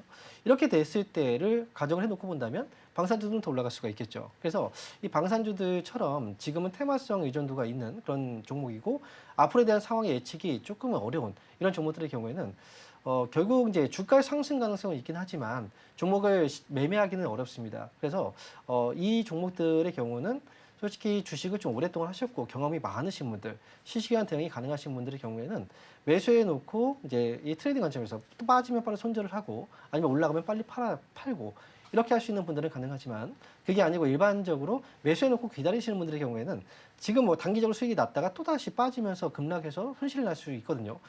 결국 이 문제가 해결된다면, 이란과의 문제가 해결된다면 주가는 빠질 수밖에 없어요. 그러니까 이 부분을 생각하시고 단기 대응을 정말 가능하신 분들만, 그런 분들만 하시는 것도 나쁘지 않다. 이렇게 말씀드리겠습니다. 그러면은 정유주도 우리가 좀 같은 시선으로 바라봐야 할까요? 사실 장기화가 된다면 국제유가가 뭐 100달러를 넘어설 것이다라는 좀 전망이 나오고 있는데 S-오일이 어제에 이어서 오늘도 마찬가지로 좋은 시세 나옵니다. 단기적으로 따라 붙으면서 좀 조절을 해야 되는 건지. 네, 일단 유가를 본다면 사실 이란에서 지금 호르무즈 해협을 봉쇄하려고 하는 움직임이 나오고 있거든요. 뭐 호르무즈 해협을 지나고 있는 그런 선박에 대해서는 이제 뭐 가만히 두지 않겠다. 네. 라고 지금 했던 것처럼 전 세계에서 지금 원유가 호르무즈 해협을 지나가는 그 물동량을 본다면 한 20에서 25%가 지나가거든요. 우리나라 같은 경우에 특히나 더 커요. 우리나라는 거의 중동 쪽에서 원유 수입을 70% 이상 하고 있기 때문에 우리나라는 타격이 많이 크죠. 유가 상승은 이제 이란과의 문제가 끝나지 않으면 뭐 미국에서 만약에 이거를 보호해 준다고 하더라도 100%다 보호해 줄 수 없고 그리고 이제 만약에 어떤 문제가 터진다면 더 위험도는 가중되겠죠. 지금의 경우에는 아무래도 유가의 상승은 조금 더 클 수밖에 앞으로 더 진행될 가능성이 높다라고 생각이 들고요. 다만 이제 종목들에 대해 편차가 좀 있어요. S-오일의 주가가 유독 강하죠. 유독 강한 이유는 S-오일이 지금 회계 처리 방식에 있어서 선입 선출 방식을 써요. 그렇기 때문에 앞에서 먼저 들어온 기름이 먼저 팔린다는 식이거든요. 유가가 오를 때는 실적의 상승폭이 가장 큰 기업이기 때문에 이렇게 유가 단기 급등 나올 때는 S-오일 쪽이 주가의 상승이 큽니다. 반면에 이제 GS라든지 또는 SK이노베이션 같은 경우에는 후입 선출 방법을 쓰기 때문에 상대로 주가 상승폭은 좀 제한되고 있긴 하지만 어쨌든 지금으로서는 S-오일이 유가 상승폭에서는 대장주이기 때문에 S-오일을 만약에 보유하고 있다면 조금 더 가져가는 것도 저는 나쁘지 않다라고 생각이 들고요. 다만 이제 많이 급등이 나왔잖아요. 떨어졌을 때는 갑자기 또 투자 심리 갑자기 위축될 수 있기 때문에 지금 따라붙는 건 좋은 방법은 아니다. 이렇게 말씀드리겠습니다. 네, 지금 따라가는 것은 조금 더 우리가 신중하게 접근하는 그런 마음이 좀 필요하겠습니다. 자, 이러한 가운데 지금 코스피가 이틀 연속 또 매도 사이드카가 발동이 됐다라는 소식 들려오고 있습니다. 이 투자자들의 불안감을 조금씩 더 키우고 있는 상황인데요. 아무래도 지금 반도체 쪽 우리가 앞서 살펴보면서 이런 불안감을 좀 잠재울 수 있는 전략이 있는지 좀 여쭤봤는데 같이 묶어서 현대차도 한번 함께 여쭤보겠습니다. 어제 60만 원 선이 깨졌어요. 이러한 상황에서도 목표가 90만 원은 또 동시에 제기되기도 했거든요. 반도체에 대한 전략, 투톱에 대한 전략과 우리가 같은 시선으로 바라봐야 할까요? 반도체 쪽하고 자동차 쪽은 약간의 그 분위기는 다르다고 생각해요. 일단 공통적인 요소라고 본다면 시가총액이죠. 시가총액 상위 업종에 속해 있다는 거. 삼성전자하고 SK하이닉스, 그다음에 현대차. 시가총액 순으로 봤을 때는 이 3위거든요. 그렇기 때문에 시장에 올라갈 때는 이렇게 지수를 이끌어갈 수 있는 시가총액 상위 종목들로 자금들이 몰리는 건 뭐 과거부터 있었던 일이고. 하지만 이제 반도체 쪽하고 좀 다른 이유는 반도체는 실적이 정말 좋거든요. 완전히 이제 실적에 대한 부분은 누구도 의심할 수 없고 그리고 확인이 이미 된 사업이고. 최근에 현대차 쪽을 본다면 자동차 쪽에 대한 어떤 기대감보다는 사실 로봇 쪽의 기대감이 더 컸습니다. 그래서 실적이 주가 상승을 원활하게 다 커버할 수 없는 그런 상황에서의 상승이 나왔기 때문에 시장에서도 현대차에 대해서는 약간의 불안 요소를 가질 수 있어요. 그리고 기름값, 유가가 올라갔다는 건 자동차 쪽에 대한 판매량 감소로 이어질 수 있거든요. 그렇기 때문에 현대차 같은 경우에는 유독 지금 떨어졌을 때 매수를 한다, 뭐 지금 목표가를 상향 조절한다 이런 것들을 100% 신뢰할 수는 없다라고 생각이 듭니다. 다만 이제 낙폭이 과대했기 때문에 저가 매수로 인해서 주가의 반등이 나올 수 있지만 이제 오히려 가격적인 메리트로 본다면 반도체 쪽이 조금 더 우세하다 이렇게 볼 수가 있겠습니다. 같은 지금 우리 시장을 주도하고 있는 종목으로 꼽히기도 하고 있지만 이 로봇이라는 모멘텀으로 가고 있는 건데 아직까지는 뭔가 가시적으로 나온 게 또 없다 보니까 반도체랑은 약간은 다른 시선으로 우리가 좀 바라봐야 할 것 같습니다. 자, 이제 시선을 조선 쪽으로도 한번 옮겨볼까 합니다. 일단 조선에 지금 화두가 올라가 있는 건 아무래도 캐나다 잠수함 사업이지 않을까 싶은데요. 지금 이 해당 사업을 한국과 독일이 6척씩 양분한다라는 소식이 좀 들려오게 됐습니다. 그렇다면 하나오션에게는 어떻게 보면 일종의 악재가 아닌지 여쭤보고 싶어요. 지금 사실 이거는 주가에도 반영이 되고 있다고 생각이 들거든요. 사실 이번에 그 잠수함에 대한 기대감이 좀 있었어요. 하지만 여기에 있어서 하나오션에 대한 기대감이 사실 어찌 보면 실망감으로 사실 바뀌었다고 생각이 들어요. 그래서 지금 하나오션의 경우에는 이번에 이 수주로 인해서 주가가 올라갈 수 있었던 부분이 이제 실망감으로 주가가 빠져버린 거거든요. 어제의 경우에도 주가가 이제 장중에 올라갔을 때 상승폭이 9%에서 끝났을 때 마이너스 4%까지 내려왔다는 건 사실 이건 실망감으로 인한 투매라고 볼 수 있고, 오늘 같은 경우에도 6% 이상의 하락이 나오고 있다는 건 결국 이제 뭐 호재로 받아들였다면 주가는 이렇게 반응이 나오지 않을 거예요. 근데 오늘 낙폭이 좀 크다라는 건 결국 이제 악재 요소라고 볼 수가 있고요. 그래서 지금으로서는 하나오션을 뭐 악재가 나와서 주가가 빠진 걸, 이제 주가가 빠졌을 때 우리가 저가 매수라는 건 이 악재가 없는 상황에서 이제 시장 영향 때문에 빠졌을 때 저가 매수를 통해서 수익을 낼 수 있는 거고, 하지만 악재가 발생된 상황에서 주가가 빠졌다라고 하는 건 결국 이제 이 해당 종목에 대해서는 하락에 대한 이유가 또 분명하다, 이제 분명히 있다라는 거거든요. 그래서 지금은 조선주의 같은 경우에도 전반적으로 투자 심리가 사실은 좀 많이 위축이 될 수밖에 없는 분위기예요. 많이 올랐기 때문에 그만큼 많이 샀을 거고, 매도할 때도 그만큼 많은 매도가 나올 수밖에 없는. 그래서 지금 하나오션의 경우에는 단기 낙폭이 크다고 하더라도 뭐 이 종목을 지금 뭐 매수를 관점으로 본다라기보다는 이번에 악재를 어떻게 소화하는지를 좀 더 지켜보시는 것도 좋을 것 같습니다. 일단은 우리가 조금 이런 단기적인 악재를 바로 받아들이기보다는 앞으로를 조금 더 지켜봐야 할 시점으로 보여집니다. 자, 그러면 바이오주도 한번 여쭤보도록 할게요. 전체적으로 시장이 참 이렇게 하락장, 심지어 이틀 연속 매도 사이드카까지 발동되는 등 공포감이 확산되고 있는 시장이다 보니까 아무래도 대체 투자처를 찾는 움직임들이 좀 활발할 것 같아요. 이 안에서 바이오주가 혹시 좀 기회로서 작용할 수 있을까요? 바이오주나 제약주 역시 그 종목들을 보면은 이번 상승장에서는 원활한 상승이 잘 나오진 않았어요. 물론 일부 종목들은 이제 개별적인 이슈로 많이 움직이기도 했었는데, 사실 근데 주식이라는 건 이제 전반적인 시장의 분위기가 되게 중요하거든요. 투자 심리. 그래서 지금으로서는 사실 공포 분위기가 지금 나오고 있는 상황에서 수급들이 들어오지 않는데 일부 종목들이 움직이는 건 지금 쉽지가 않습니다. 그리고 업황 자체에 포함되어 있는 종목들이 이제 꾸러미로 움직인다? 라는 건 사실 쉽지 않은 일이거든요. 지금 제약바이오 같은 경우에도 이번에 뭐 전쟁에 대한 이슈로 인해서 뭐 타격을 받겠느냐, 이렇게 생각할 수 있는 종목들이 굉장히 많아요. 그런데 틈새 시장에서 이제 본다고 하더라도 제약주 같은 경우에는 지금 당장 이제 주가가 올라가기에는 사실 부담이 좀 될 수밖에 없는 그런 분위기고요. 그리고 금리 같은 경우도 마찬가지입니다. 지금 유가가 지금 올라가고 있고 물가가 상승하고 있는 과정에서 제약바이오주 같은 경우에는 결국은 금리가 인하가 돼야지 수혜주라고 볼 수 있는데 물가가 올라갈 때 금리를 인하할 수 없습니다. 그렇기 때문에 제약바이오주들 같은 경우는 가격적인 메리트로 인해서 저가 매수가 들어올 만하지만 결국은 지금 물가가 올라가고 있기 때문에 금리적인 부분에서의 부담감 때문에 쉽게 매수가 들어오기도 어렵다는 거죠. 그래서 제약주들 같은 경우도 역시 뭐 지금 시장의 분위기를 역행해서 움직이기는 좀 어렵지 않을까 이렇게 보고 있습니다. 네, 일단 좋습니다. 제약 바이오까지 좀 여러 가지 이야기들을 한번 좀 살펴봤는데요. 다양한 전략들 듣는 와중에 일단 우리 시장 흐름 한번 좀 다시 체크해 보도록 하겠습니다. 코스피 매도 사이드카가 발동되기는 했지만요. 지금 수급상의 흐름들을 체크해 보자면 외국인이 다시 매수로 전환하는 모습들이 좀 포착이 됐습니다. 기관도 장 시작과 동시에 담는 흐름들 챙겨갔었는데요. 그 포지션 유지해주고 있습니다. 우리가 이렇게 지금 메이저 주체들이 담는 흐름을 택했다라는 것들을 우리가 어떻게 의미를 좀 해석해야 하는 걸까요? 오후장까지 좀 지켜보면서 전략들도 새로 세워가야 할 것 같습니다. 환율도 지금 장 초반 대비했을 때 소폭 하락했다는 점까지 짚어드리면서요. 스타포인트는 여기서 마무리하도록 하겠습니다. SCTV 황민혁 전문가와 함께했습니다. 고맙습니다. 감사합니다.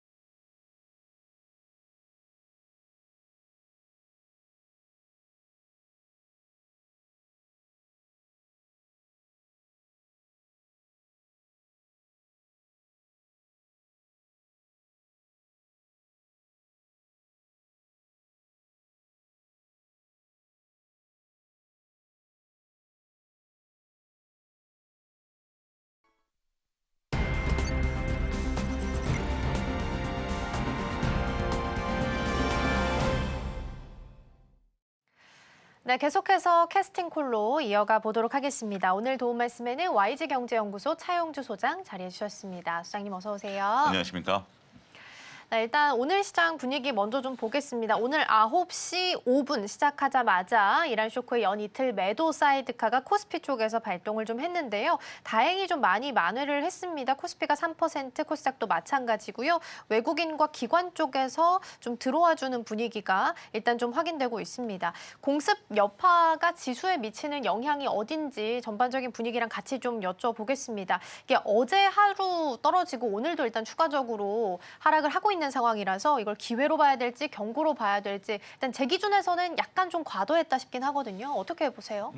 예. 근데 그 과도했다라는 것이 과연 전쟁, 그러니까 이제 지금 뭐 이게 전쟁으로 확산되면서 현재 지금 이스라엘, 미국 대 이란 구도에서 중동 문제로 이제 확산되고 이것이 공습 이후에 전쟁으로 비화되면서 기간이 오래 걸리느냐 이 문제가 지금 관건이 된 것 같아요. 그쵸. 뉴욕 증시 같은 경우도 처음에 그러니까 어제만 하더라도 그렇게 크게 밀리지는 않았었어요. 아까 시작은 네. 그렇지는 않았습니다만 일단 지금 나오는 얘기들을 들여보면 전쟁이 좀 길어질 수 있을 것이다라는 우려감 이런 것들 때문에 이제 낙폭을 좀 키워갔었던 부분들이 있었죠. 그럼에도 불구하고 트럼프 대통령이 이제 호르무즈 해협을 지키겠다라는 얘기가 나오면서 다시 이제 그 시장이 좀 안정되는 그런 분위기였다라고 말씀드릴 수 있겠습니다. 한 달 내에 끝내겠다라는 게 지금 트럼프 대통령의 이제 관건인데 문제는 시장에서는 현재 지금 발작을 좀 일으키고 있다라고 말씀드릴 수 있겠죠. 그 유가도 현재 올라가고 달러도 강세고 우리나라 환율도 여기에서 한때 1,500을 넘어섰어요. 가볍게 넘어섰다가 일단 뭐 트럼프 대통령의 발언 이후에 좀 안정세를 찾는 부분들인데 투자자들이 이제 지금에서 봐야 되는 부분들은 어제 오전만 하더라도 시장이 야 이걸 기회로 삼아야 된다라고 봤었던 것들이 크게 주의했던 것으로 보여집니다. 저도 그렇게 생각을 물론 했었던 투자자 중에 한 사람이고요. 솔직히 말씀을 드리면 네. 그런데 이게 생각보다 좀 길어질 수 있겠다. 현재 지금 이란의 타격이 생각보다 좀 길다. 이런 것들이 나오면서 어제 끝까지 밀었고요. 오늘 시간에서 어마무시하게 정말 공포감들을 느끼셨을 맞아요. 겁니다. 저도 이례적으로 시간에를 좀 꼼꼼하게 체크를 해봤는데 다행스럽게도 정규장 들어서는 시간에서 공포감이 좀 사그라들면서 전반적으로 시장이 조금 줄어드는 그런 모습들이 나타나고 있다라고 말씀드릴 수가 있겠습니다. 그러니까요. 어제 정규장에서 하이닉스 11% 빠지고 애프터에서도 두 자릿수로 빠지고 오늘 프리마켓에서도 두 자릿수로 밀리고 이런 모습을 보고서 걱정 많이 했는데 지금 또 뭐 거의 약보합까지 말아 올리는 모습들이 좀 확인이 되네요. 삼성전자가 한 1.8%까지 좀 올라와 주는 부분들 확인되고 있으니까 참고해서 보시면 좋을 것 같고요. 만약에 어제처럼 다시 한번 이렇게 시총 상단주들이 크게 밀리는 모습이 나타난다면 어떻게 우리가 해석을 붙여봐야 될지 궁금해서 여쭤봅니다. 이렇게 시총 상단주 위주로 빠지는 건 개인들이 ETF 자금을 많이 넣어서 매도할 때 이렇게 바스켓으로 매도가 나오기 때문으로 우리가 해석을 좀 해봐야 되는 거예요. 뭐 그런 부분들도 있는 것 같고요. 그다음에 이제 시장에 있어서 전반적으로 좀 공포감들이 나오니까 일단 좀 팔고 보자. 어떻게 보면 이익을 취하는 행위이지 않겠습니까? 이제 네. 그런 부분들인데요.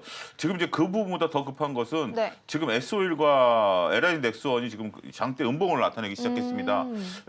이것을 좀 읽어봐 이제 해석을 좀 해봐야 될 텐데 네. 지금 이제 시장의 공포감으로 올랐던 게 S-오일과 LG 넥스원 아니겠습니까? 어제 LG 넥스원 상한가로 상한가. 끝났고 네. 오늘도 거의 준상한가까지 올라갔고 S-오일도 어제 한 7% 올랐다가 오늘 또 상한가 부분까지 올라갔는데 이게 장대 음봉을 좀 순식간에 그리기 시작했어요. 그렇다면 이것이 이제 전쟁에 대한 공포가 네. 사라진다라고 생각하셔야 될 것 같아요. 그러니까 이것은 전쟁 관련주입니다. 그러니까 S-오일 같은 경우 우리가 정제 마진이 늘어난다. 어제 삼성증권에서 리포트가 나왔고요. 네. LG 넥스원도 어제 이제 모 증권사에서 특집으로 이것을 나타내면서 천공투에 대한 기대감이 나타난 부분들이 있었는데 이것이 순식간에 저도 지금 이제 뉴스를 검색해 보니까 네. 파악되는 뉴스는 없습니다만 순식간에 이것이 밀리고 그러면서 뭐가 올라가죠? 삼성전자 하이닉스가 올라갑니다. 그러니까요. 그런 부분들을 놓고 보면 지금 어제 밀렸던 것을 지금 해석하기보다는 지금 시장에 있어서 우리 서울경제TV를 시청하시는 분들 네. 입장에서는 전쟁 관련주들이 빠지고 그 다음에 다시 삼성전자 하이닉스 올라간다라고 보면 일단 뭐 지금 파악된 뉴스들은 없습니다만 일단 전쟁 공포는 좀 사라진 것이 아니겠나 그렇게 좀 볼 수 있을 것 같습니다. 이게 좀 급격히 밀렸다라는 것이 이례적입니다. 올라갈 때는 어제 좀 시간을 두고 올라갔고 오늘 시간에서도 상당히 올라갔는데 네. 장이 시작한 지 불과 30분도 안 되고 한 20분밖에 안 지났어요. 네. 그럼에도 불구하고 이렇게 지금 쭉쭉쭉 밀어버렸다, 전쟁 관련주들을 밀어버렸다라는 것은 다시 시장이 안정세를 찾는 데 있어서의 하나의 좀 요소다.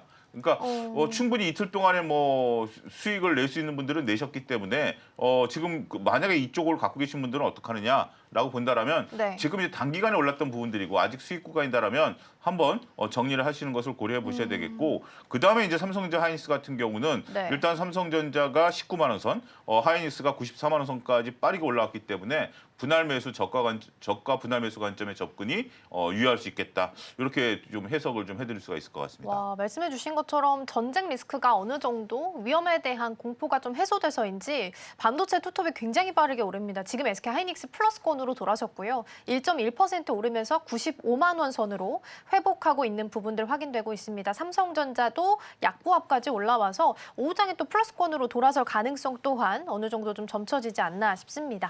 여기서 한 가지 좀 말씀드리면 네네. 지금 이제 여러분들이 HTS나 MTS를 보고 계실 때 주로 통합으로 많이 보고 계실 겁니다. 네, 그쵸. 통합은 이제 넥스트레이더까지 되는데 오늘 같은 날은 넥스트레이더를 보지 마시고요. KRX로 클릭을 하십시오. 그래서 본장만 지금 보셔야지 넥스트레이더까지 좀 보게 되면 오늘 시장을 잘못 읽을 수가 있어요. 그렇죠. 그래서 특히 오늘 같은 경우는 KRX만 놓고 시장을 좀 보시는 것들이 시장을 읽는 데 도움이 되신다라는 것까지 제가 중간에 끼어들어서 좀 아닙니다, 말씀드리도록 아닙니다. 하겠습니다. 네, 진짜 좋은 팁인 것 같아요. 아무래도 프리장에서 너무 많이 내렸기 때문에 통합으로 볼 필요 없다. 오히려 오늘 같은 시장 개장 이후로 KRX에 집중해서 차트 좀 파악해야 된다라는 말씀 주셨으니까 참고해서 팁도 참고해서 좀 전략들 세워보시면 좋겠습니다. 자, 그럼 넘어가서 테마들 하나씩 살펴보도록 하겠습니다. 첫 번째랑 두 번째 같이 열어볼 거고요. 지금 사실 전쟁 리스크가 어느 정도 공포감은 해소가 된 것 같은 분위기긴 한데 전반적인 방산주 중심으로 해서 전략들 좀 챙겨보도록 하겠고요. 마지막 열어볼게요. 마지막은 반도체입니다. 투톱이 이렇게 빨리 올라와 줄 몰랐는데 진짜 지금 SK 하이닉스가 플러스권으로 돌아서서 진짜 어제가 또 기회였나라는 생각이 또 들 수밖에 없습니다. 그래서 전략들 이야기 좀 나눠보도록 하겠습니다. 자, 그럼 일단 방산부터 좀 이야기를 나눠볼 텐데 지금 분위기는 앞서 말씀 주신 것처럼 전쟁과 관련해서 올라갔던 종목들이 좀 다시 내리고 있는 음봉 그리는 종목들이 보입니다. 근데 방산이 지난주부터 해서 전고 부근에서 막 움직였다가 어제 이 이슈로 전고를 뚫어주는 종목들이 좀 있었는데 이게 일시적으로 봐야 될지 아니면 워낙 수주에 대한 부분들은 탄탄하게 있으니까 그냥 그거랑 관계없이 끌고 가도 괜찮을지도 궁금합니다. 여기서 LG 넥슨만 좀 구분해서 보실 필요가 있지 않을까 싶습니다. 네. 다른 쪽들 같은 경우는 여전히 기대감이 좀 높은 부분들이고요. 네. LG 넥슨의 천공2가 실질적으로 UAE에서 네. 방공망을 형성함으로써 우리가 이제 요격에 성공했다라는 부분들이 언론에 이제 보도가 됐습니다. 그리고 UAE 쪽에 우리가 천공2를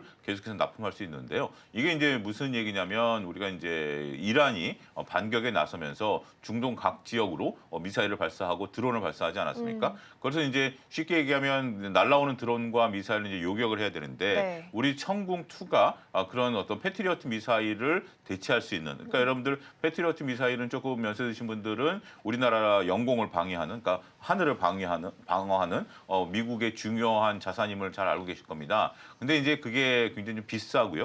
우리나라 천공2 같은 경우는 패트리어트의 이제 절반 가격밖에 안 된다라는 거. 그다음에 이번에 요격에 성공했다라는 것들이 알려지면서 어제 이제 LG 넥슨이 상한가까지 가는 다른 주식에 비해서 기염을 토했다라고 말씀드릴 수가 있겠습니다. 다른 방산주들 같은 경우는 이제 기대감이긴 합니다만 지금 LG 넥슨 같은 경우 이제 UAE에 납품하는 것들이 올해부터 영업이익으로 본격적으로 잡힌다라는 것이 어제 한 증권사에서 나온 특집 리포트에 나왔던 내용들이다라고 말씀을 드릴 수가 있겠고요. 하지만 뭐 일단 그렇다 하더라도 이것이 이제 중기적인 모멘텀, 결국은 우리가 천공2가 요격에 성공했다 하더라도 앞으로 이제 중동 국가들이 이것을 이제 앞으로 많이 사가려고 노력들을 하겠죠.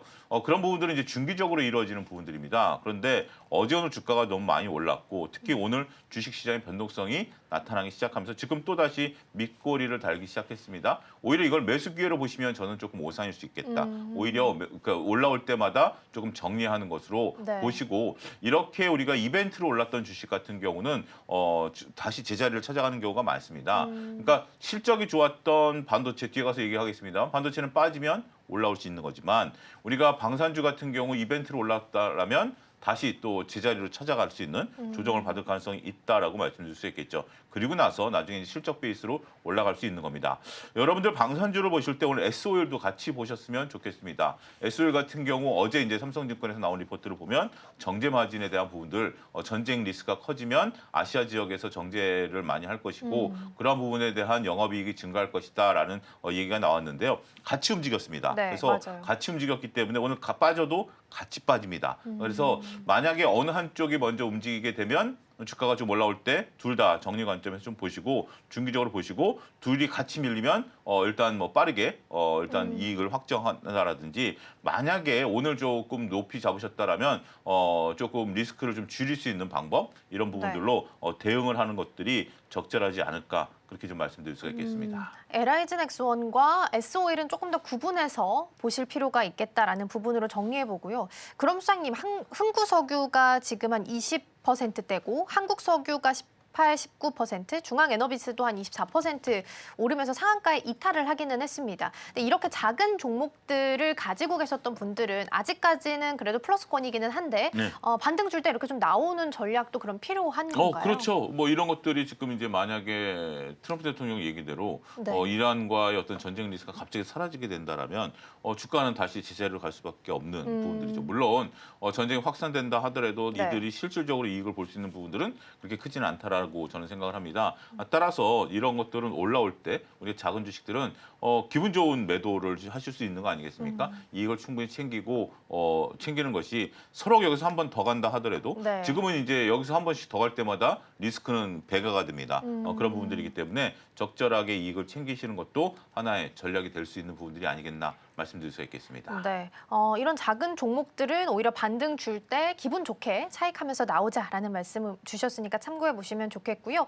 조선 쪽도 잠깐 좀 볼게요. 사실 이건 뭐 전쟁과 상관없이 갈 수 있는 섹터인데 오늘도 영힘을 좀 쓰지는 못하고 있습니다. 이게 지수의 영향으로 봐야 될지 아니면 그 카타르 수주에 대한 기대감이 있었는데 사실상 LNG 관련해서 중단한다고 얘기를 했으니까 이 부분이 약간 기대감이 후퇴돼서 지수에 반영되고 있다라고 봐야 될지 해석을 어떻게 좀 붙여볼까요?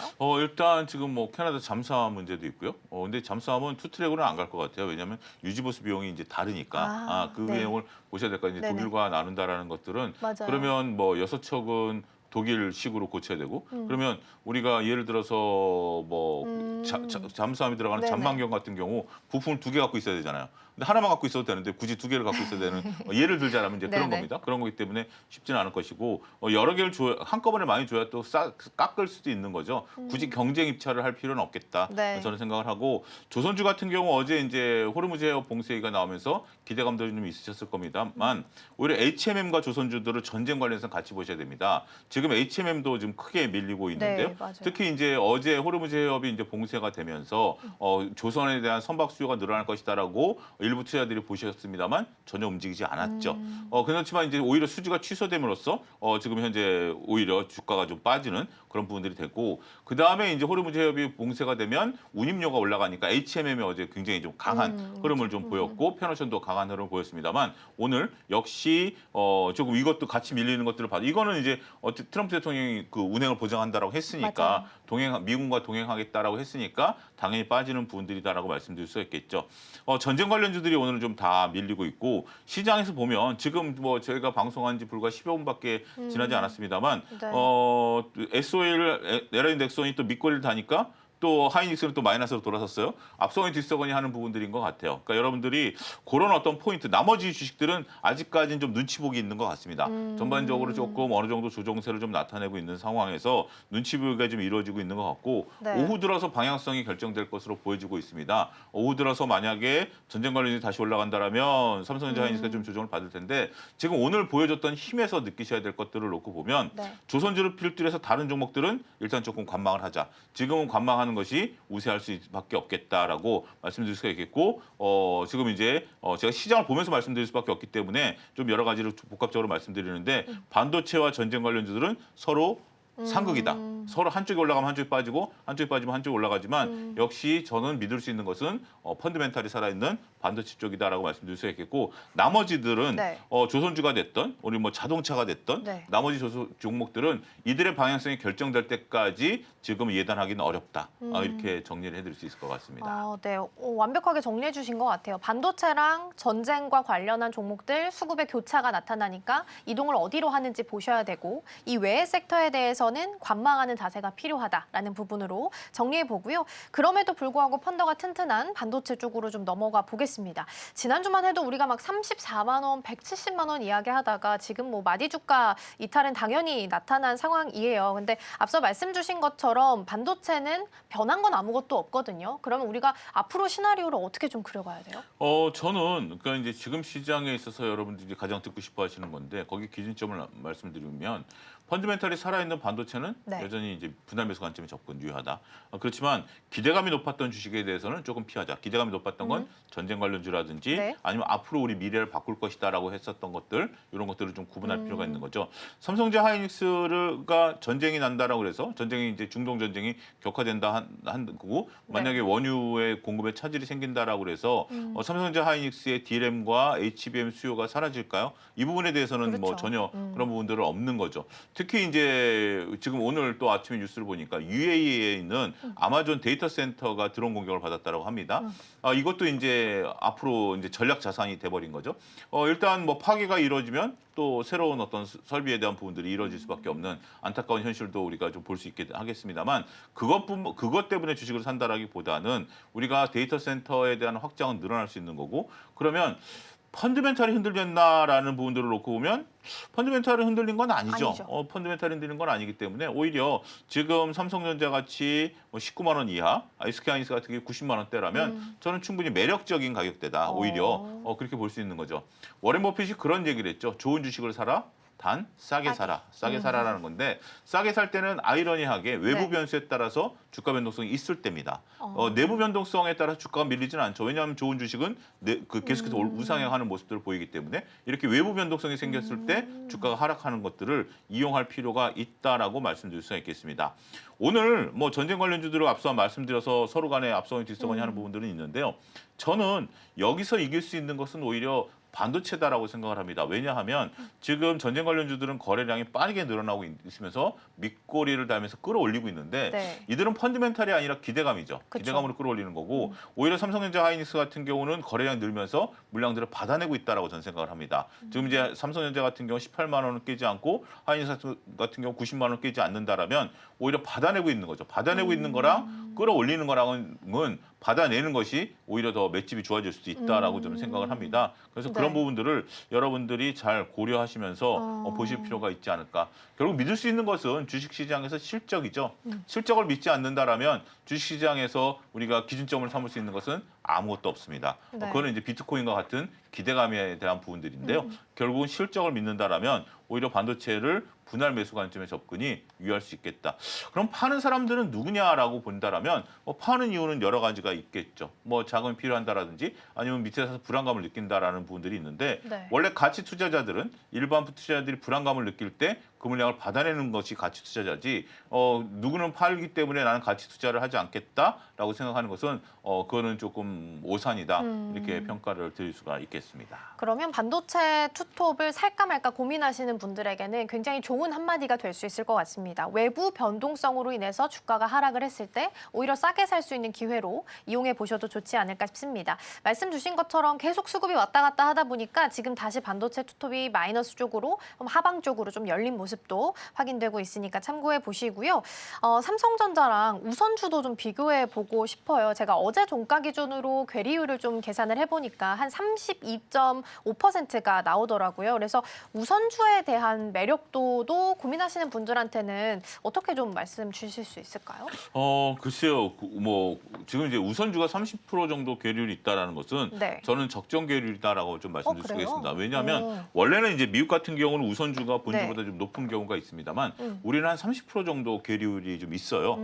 왜냐하면 의결권이 없다라는 거. 네네. 의결권이 없다라는 것은 더군다나 주총에서 아무런 권한이 없고 단지 그렇죠. 배당을 네. 하는 건데 우리 배당이 그렇게 지금까지 드라마틱하게 많은 부분들이 아니었기 때문에 우선주가 조금 괴리율이 좀 생긴다라는 건데 30% 괴리율 정도는 좀 있는 것 같아요. 그리고 우선주들만 올라가면 이제 시장이 끝물이다라는 것들은 이제 네, 경험적으로 맞아요, 되는 맞아요. 건데 많은 분들이 삼성전자 우선주, 그다음에 현대차 우선주에 대한 부분들이 있어요. 현대차 우선주는 괴리율이 한 40% 정도 됩니다. 그렇기 때문에 현대차 우선주가 삼성전자 우선주만큼 괴리율을 좁혀야 된다라고 보는 시각들도 있긴 하겠습니다만 지금은 우리가 이제 우선주를 사는 시각들, 삼성전자 우선주들은 네. 외국인과 기관의 매수세가 있어요. 그런데 현대차 우선주는 외국인과 기관의 매수세가 제가 볼 때는 뭐 그렇게 맞아요. 드라마틱하지는 않습니다. 지금은 본주를 살 수 있는 기회가 있는데 그리고 본주가 실질적으로 우리가 자산 소각이라든지 여러 가지 이슈에 있어서 관심을 받을 수 있는 부분들이지 네. 우선주가 현재 지금 괴리율이 있으니까 이걸 산다라는 관점에 있어서는 저는 그렇게 추천드리고 싶지는 않아요. 어차피 패시브 자금이 들어오면 삼성전자랑 삼성전자 우선주는 조금 다르긴 하겠습니다만 현대차 우선주를 산다라는 것들은 본주가 있는데 굳이 왜 우선주를 사야 될까? 이런 부분들에 대한 고민도 여러분들이 한번 해보셔야 된다. 괴리율을 이용해서 매매를 해보겠다라는 투자 아이디어는 네. 상당히 좀 좋습니다. 좋습니다만 이 괴리율이 제로로 수렴한다라는 것은 거의 역사상 없었다라고 말씀을 좀 드리고 한 30% 정도 괴리율은 항상 있었다 이렇게 말씀드릴 수가 있겠습니다. 수치상으로 사실 30%는 좀 높다 생각했는데 오히려 지금 이게 적정하다라는 말씀을 좀 주신 것 같고요. 소부장도 한 가지 좀 살펴볼 텐데 어제 투톱 진짜 많이 빠졌을 때도 리노공업은 잘 버텨줬었거든요. 방향성을 좀 위로 들어줬었고 어제도 기관 쪽에서 오전에 좀 수급이 들어오면서 12만 원 고점 터치가 나오기도 했습니다. 이거를 지금 반도체 업으로 봐야 되는지 아니면 그냥 코스닥 그 패시브 자금 유입에 대한 시총 상단에 대한 기대감으로 좀 봐야 될지 궁금해요.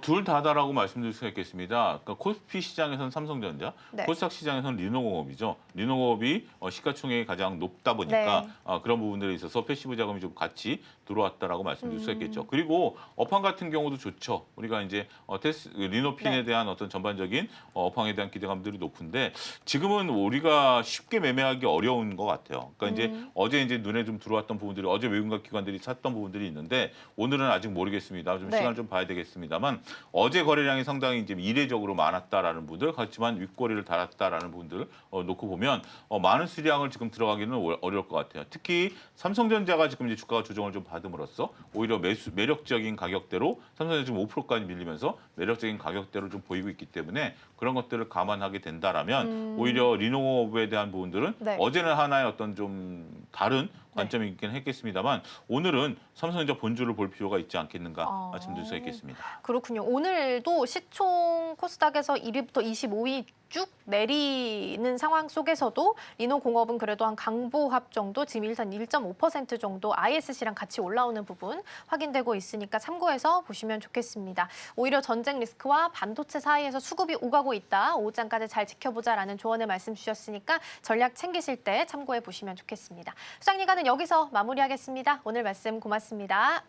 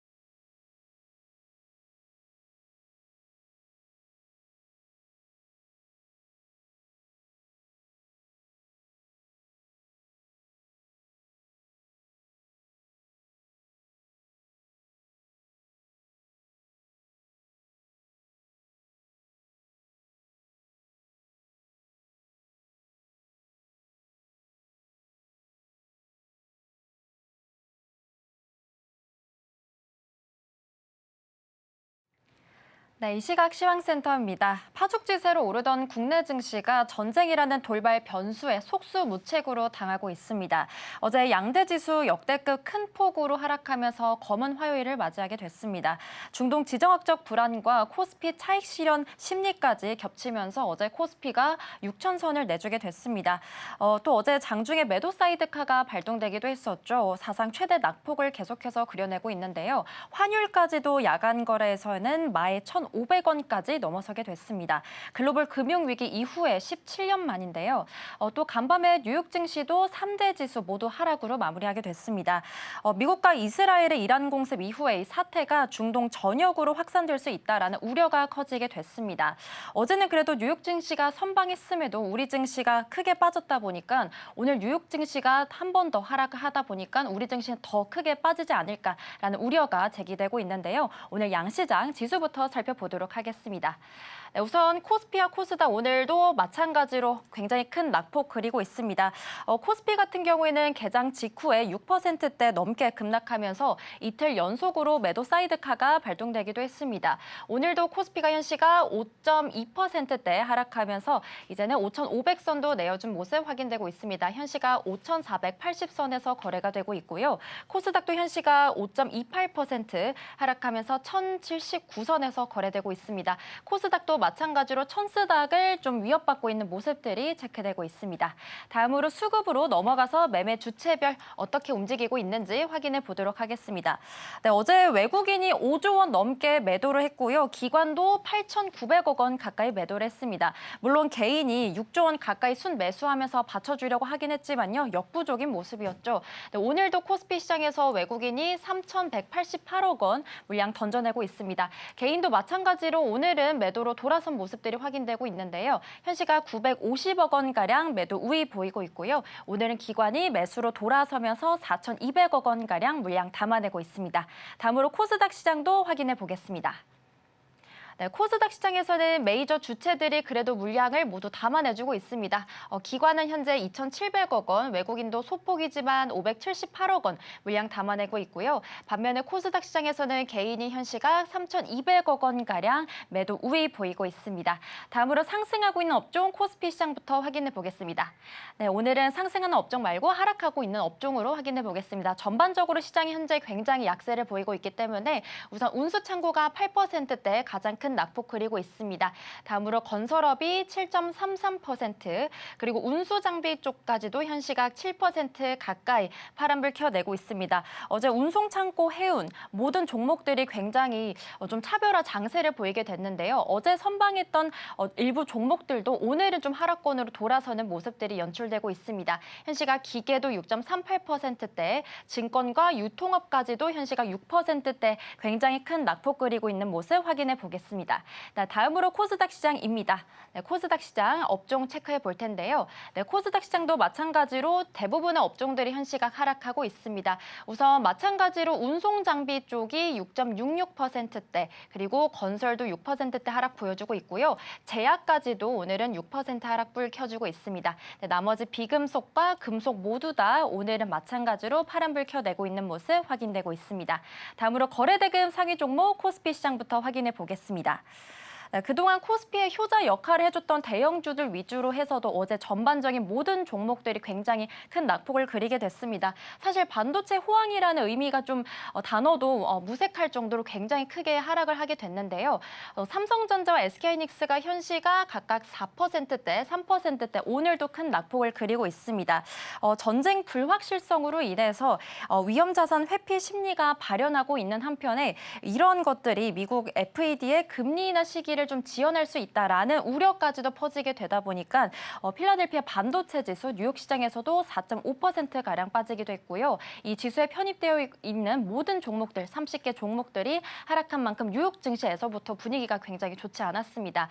네, 이 흐름을 타서 오늘도 우리 시장은 굉장히 좀 힘든 흐름들을 보여주고 있는데요. 삼성전자가 이제는 18만 5,900원, 19만 닉스도 좀 물려주는 모습이 확인되고 있고요. SK하이닉스도 현시가 91만 원 선에서 거래되고 있습니다.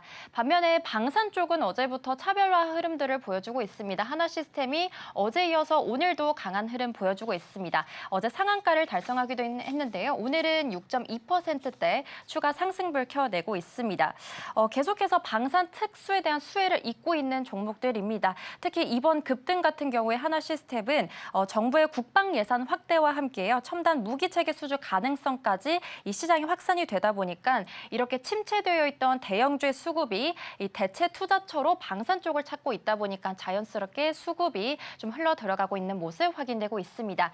네, 현대차도 어제 굉장히 큰 낙폭을 그렸죠. 애프터마켓까지 해서 무려 18% 가까이 되는 굉장히 큰 하락세를 보여줬는데요. 오늘도 여전히 좀 힘을 내주지 못하고 있습니다. 현시가 5.04% 하락하면서 56만 6천 원에 거래되고 있습니다.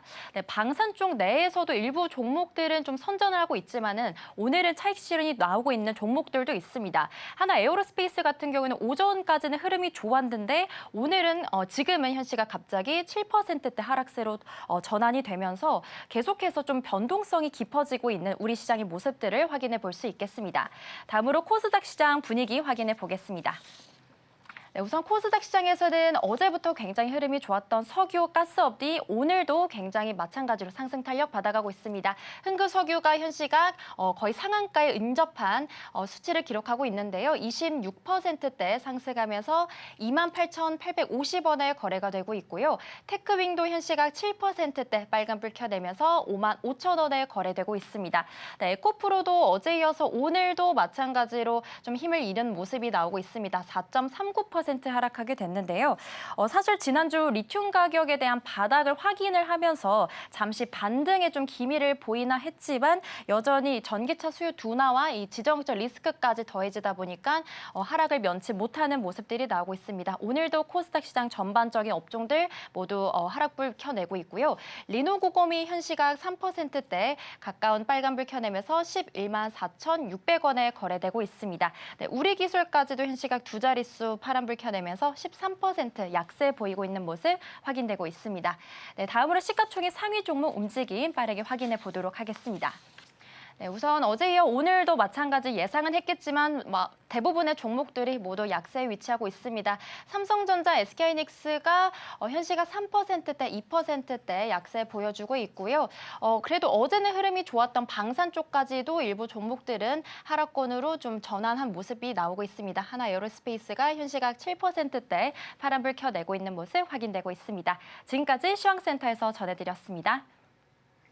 네, 단독 뉴스긴 합니다만 이창용 한은 총재가 해외 출장 미루고 환율 1,500원 쇼크 속에 긴급 회의를 주재했다라는 이야기가 있습니다. 구두 개입이 살짝 좀 오늘 들어와서 그런지 환율이 1,477원까지 어제 많이 올랐기 때문에 일단 내리긴 합니다만 여전히 부담스러운 수준이기는 합니다. 정부와 협조하겠다라는 개입 이야기 좀 나왔고요. 스테이블 코인과 관련해서는 정부안이 최종 논의가 지금 임박한 것으로 보입니다. 발의 임박 소식이 전해져 있기 때문에 오늘 일정도 있으니까 같이 참고해서 보시면 좋겠습니다.